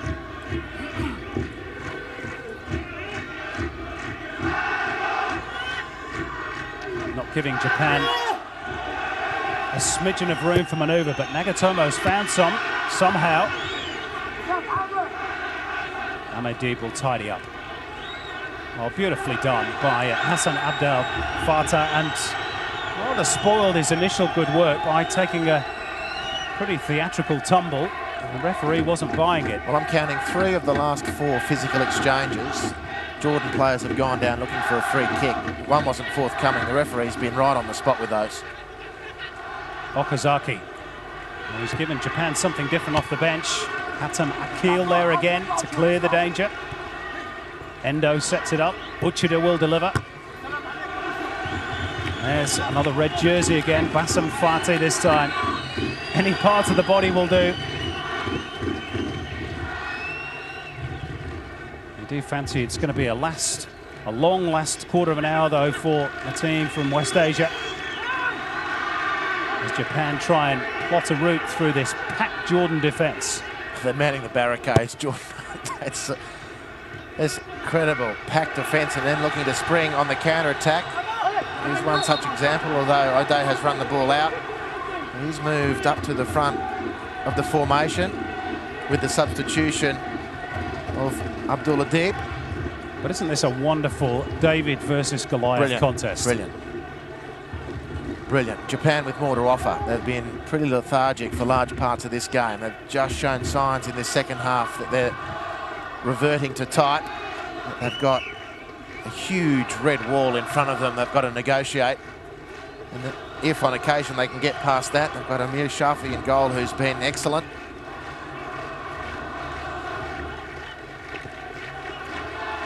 Nagatomo forced back. The other thing that's impressed about Jordan is their fitness, because it takes a lot of effort to keep chasing after the ball when you've not got much of the possession. And the skipper's down, requiring attention.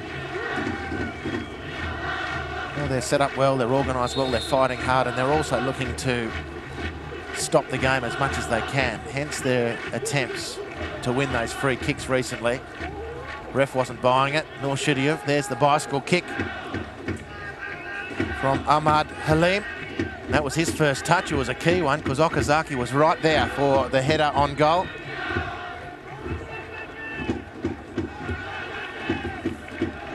Well, desperate times for Alberto Zaccheroni. He's unbeaten in his handful of games in charge so far. And Jordan perhaps looking on anxiously at their captain, who has been a real pillar of strength in the centre of that back line. I'll tell you who's not looking good for Japan at the moment either is this fella. He copped one on the knee then. Nagatomo, he is moving very gingerly. It's the skipper of Jordan who's receiving the attention. It could well be the left fullback of Japan, Nagatomo, who's got more problems. The thumbs have gone up to the Jordanian bench for Hatem Akil. Little spell on the Medicab won't hurt him. And a chance to take a drink, get some air back in the lungs, will certainly be welcomed by the under-pressure Jordanians. Hatem Akil is going to have to leave the field of play before we can continue.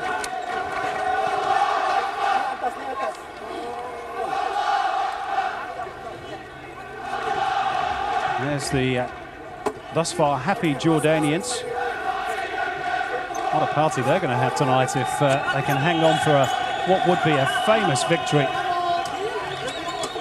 against the number 2 ranked team in Asia and number 29 ranked team in the world. Remember, Jordan are down at 104.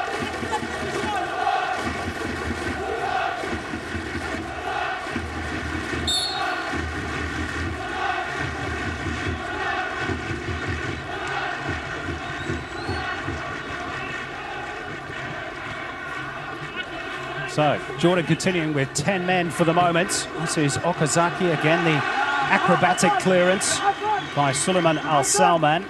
Meantime, on the touchline, Hatem Akil has signalled to the bench that he's going to be unable to continue. Now, that's a real blow, Andy, for Jordan, if that's to be the case. Well, I'll tell you what, his body is convulsing just to the left of the Japanese bench. Here's Nagatomo. Again, the red wall stands firm. Anywhere will do for Suleiman Al Salman.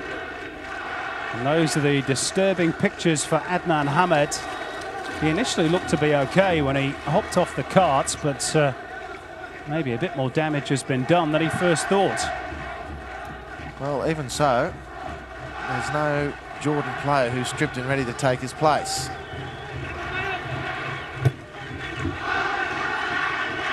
How long can they continue before making a decision on their captain?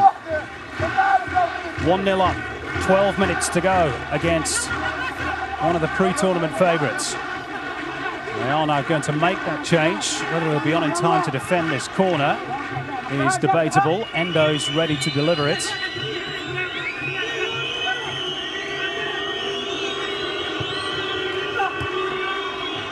Easily dealt with by Baha Abdul Rahman. Togawa squares it for Nagatomo. Honda. This looks dangerous for Jordan. Keisuke Honda! And the goalkeeper gobbles it up at the second attempt. He's been unbeatable this evening so far, Amir Shafi.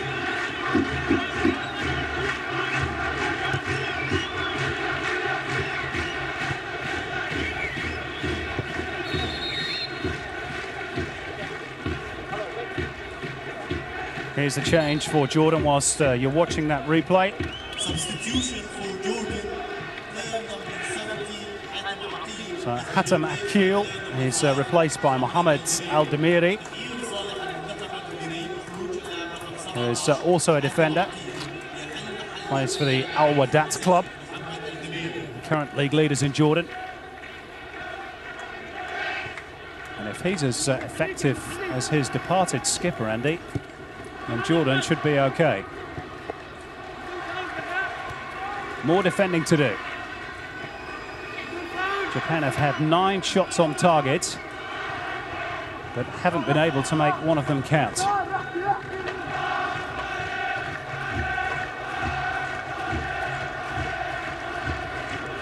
Sebe. Honda. Little dig through, and again they dig it out. Jordan in the shape of Bassem Fati. Now perhaps the chance to launch a counter. There are some tired bodies in red kits out there. The substitutes. Abdul Halim tries to buy them a bit of time and does so. Well, it's a battle of will against skill at the moment, without wishing to put too fine a point on it, and will is winning. Maya Yoshida with a goal disallowed in the first half, and the deflection for the Jordanian goal right on half-time. After having to be on duty on 2 or 3 occasions, Kawashima hasn't been called upon at all in this second half. Now Suleiman Al Salman has gone down. I don't think Okazaki can take any blame for this. It was the defender with the high boots, and he's just given him a wallop between the legs too on the way through. Yeah, well, this will be a pattern from this point on. With their noses in front, Jordan will be looking to stop the game as much as they can. Last thing they want is Japan to get into any sort of rhythm, any sort of momentum.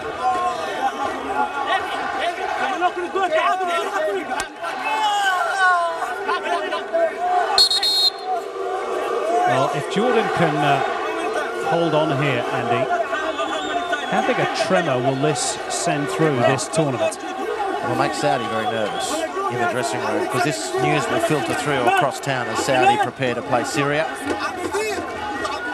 Every tournament, this is a surprise. I don't think anyone was prepared to suggest this would be it. And of course, we're not there yet, but we're getting close. Last 10 minutes, including injury time, of which there might be 3 or 4. Might actually be more than that, I think. The card's been on a couple of times. The card actually took a while to be called for then. Maybe it had run out of batteries. Didn't think energy was a problem in Qatar. Shouldn't be. 10% of the world's gas reserves. Now, Suleiman Al Salman is fairly springing off the cart, wants to come back on. Meantime, Alberto Zaccaroni looks on in increasing desperation. Still no signs of an equaliser for Japan. Jordan back up to their full complement of 11. Endo in possession. Now Uchida. Trying to jink in field, but there are just too many red jerseys in the way. They have formed an impenetrable wall at times. I got it. They've been fantastic, and they've still got the heart to try and burst out. Japan are going to watch it. They're down 1-0. There could be a counter-attack on, which would finish things as they probe for an equaliser. Uchida, who's got through quite a bit of work down that right flank in an attacking sense in the second half. Endo. Now Okazaki onside. Oh, and he's blown the opportunity. Was that the moment for Japan? Well, he's been called offside, so it wouldn't have mattered. The assistant was waiting for him to make a play at the ball. It's a poor header. For a good player who's been having a good game, to dish that up, he wasn't to know he was going to be called offside. He really didn't address that ball well at all. Not that it would have counted. Offside's the call. Amir Shafi with the free kick to restart play.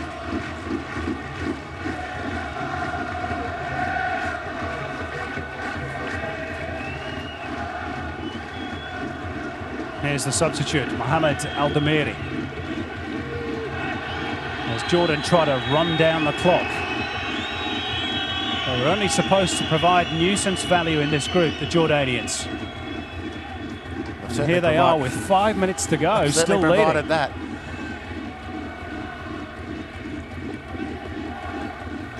They've really lived up to their nickname, haven't they? Al-Nashama, the brave. And they have been brave.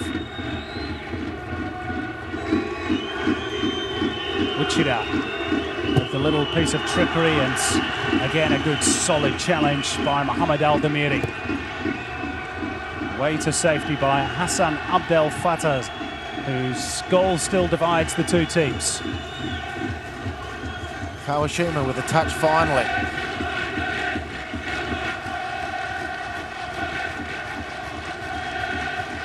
Now Uchida has just come over to the sideline to get a bit of attention.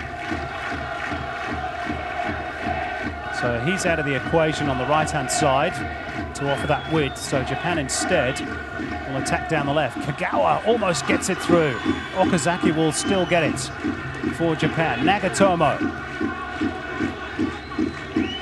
Now Uchida back in the play.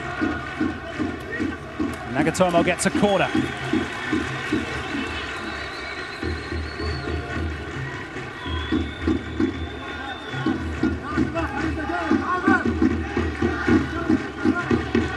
Time starting to ebb away for Japan. They need to find an equalizer, and pretty quickly. Kagawa changes the angle for Endo. Came off a Jordanian head. Another corner. Yoshida, the man leaping for Japan. Uchida back in the fray. He was getting a contact lens replaced. The Japanese right fullback. He now patrols the defensive zone. It's only him. The rest of his teammates, bar Kawashima, are on or about the penalty area. The in-swinging corner. Again, the goalkeeper comes and gets a small portion of his fist to the ball. And he's helped out by his defenders. They've protected him superbly this evening. And even when called upon, he's been equal to the task. Not quite sure what that was from Uchida. Penny for your thoughts, Alberto Zaccaroni, Andy. Well, he'll be looking for a Timmy Cahill contribution from a Japanese player. 4 years ago, Australia's opening game against Oman at the Raja Mangala in Bangkok. In the heat and humidity of Bangkok, Oman as brave as Jordan here with a goals lead until Tim Cahill spoiled the Omani party that night. And it's a similar giant of Asian football in Japan who are chasing the football match so deep in the opening game. For all their quality, however, I don't think they've got a Tim Cahill. Someone else is going to have to do the rescue job for the Blue Samurai.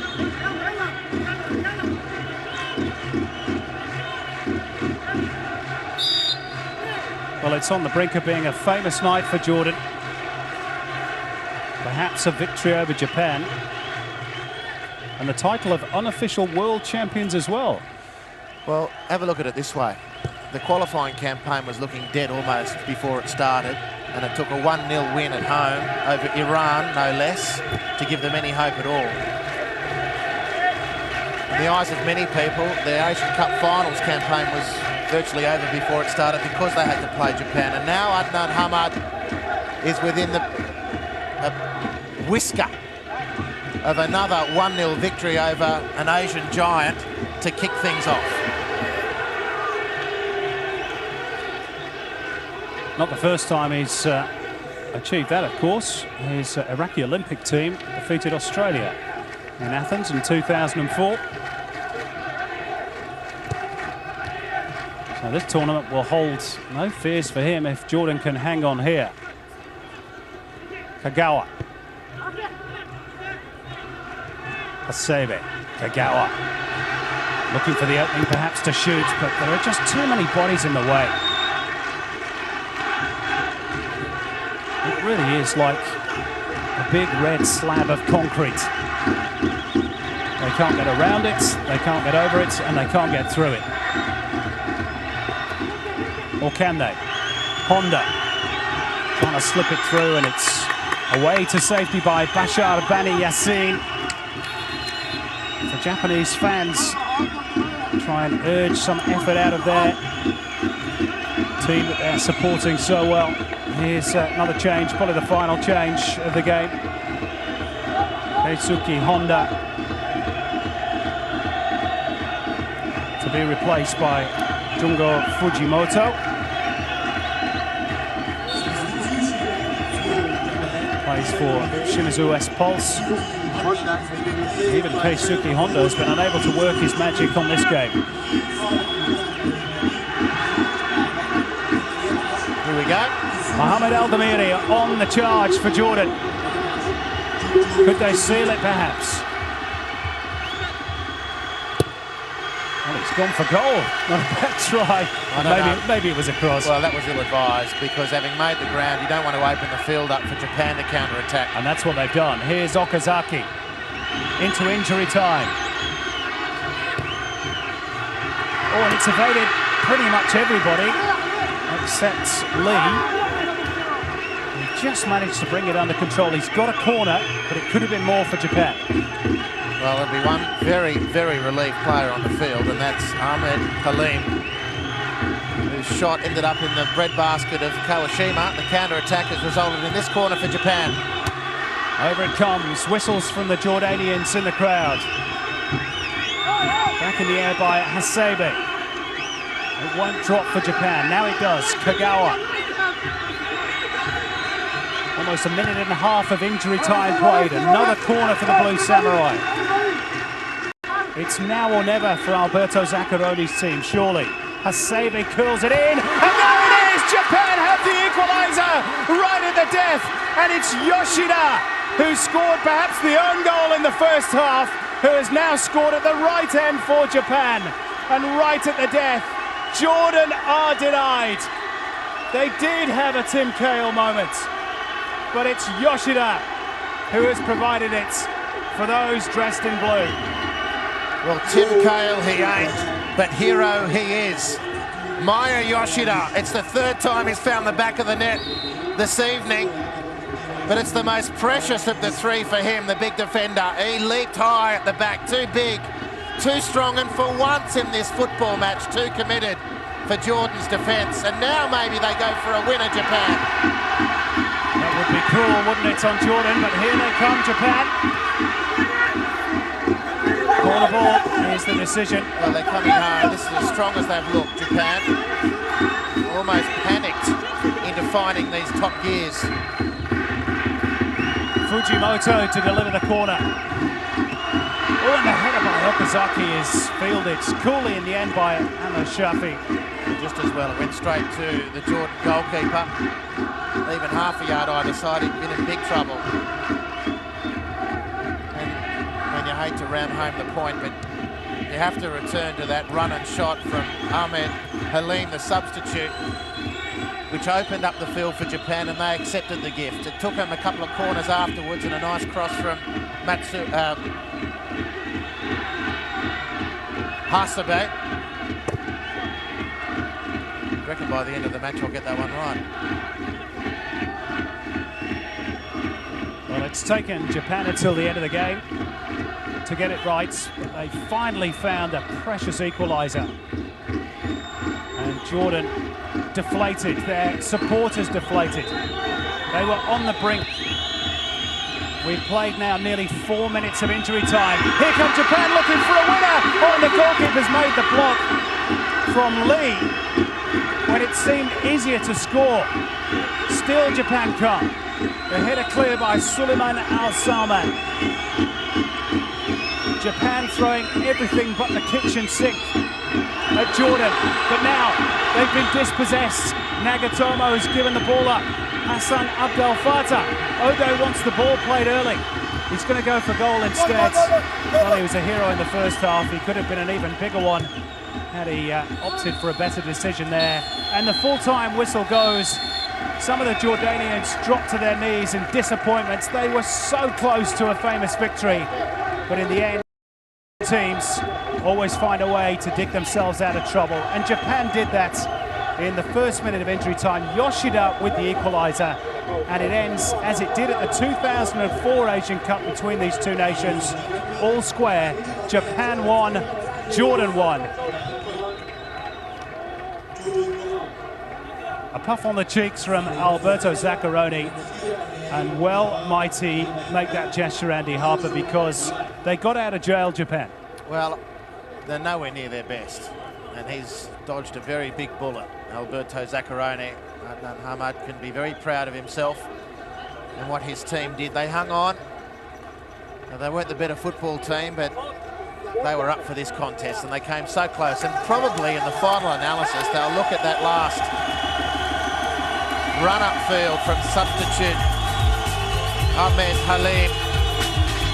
Turned the ball over with the shot, the resulting couple of attacks from that breakaway.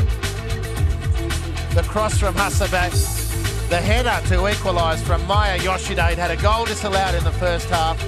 He deflected the shot on half-time from Hassan Fatah that separated the teams at half-time. And then in the end, the big central defender leapt high and equalised for his team. The Blue Samurai genuflect to their supporters and take one very big sigh of relief.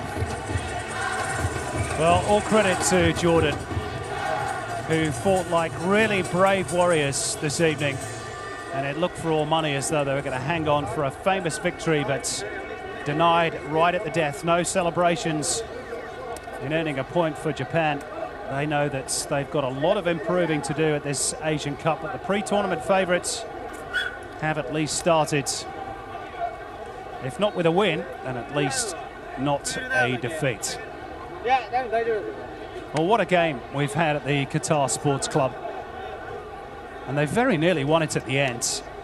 The substitute Lee trying to dig it out from underneath his feet, and only succeeded really in passing the ball back to the goalkeeper Amr Shafi, who was one of a number of outstanding players really for Jordan tonight. The other being Hatem Akil, the captain, who had to go off with an injury towards the end. In fact, the entire back line for Jordan deserve a round of applause, but they went missing at the vital moment in injury time. And Yoshida, winning just his second cap as a late replacement for those injured defenders, came up with what could be a priceless goal for the Blue Samurai. They avoid embarrassment, just as Australia did at the death 4 years ago against so-called minnow opposition. In Australia's case, it was Oman. Tonight, it was Jordan. And Yoshida, as Andy Harper remarked, was Japan's Timmy Cahill. So a point apiece from this opening Group B encounter. It is Syria up next on January the 13th for Japan. Saudi Arabia for Jordan. Rather muted celebrations from the Japanese supporters. Disbelief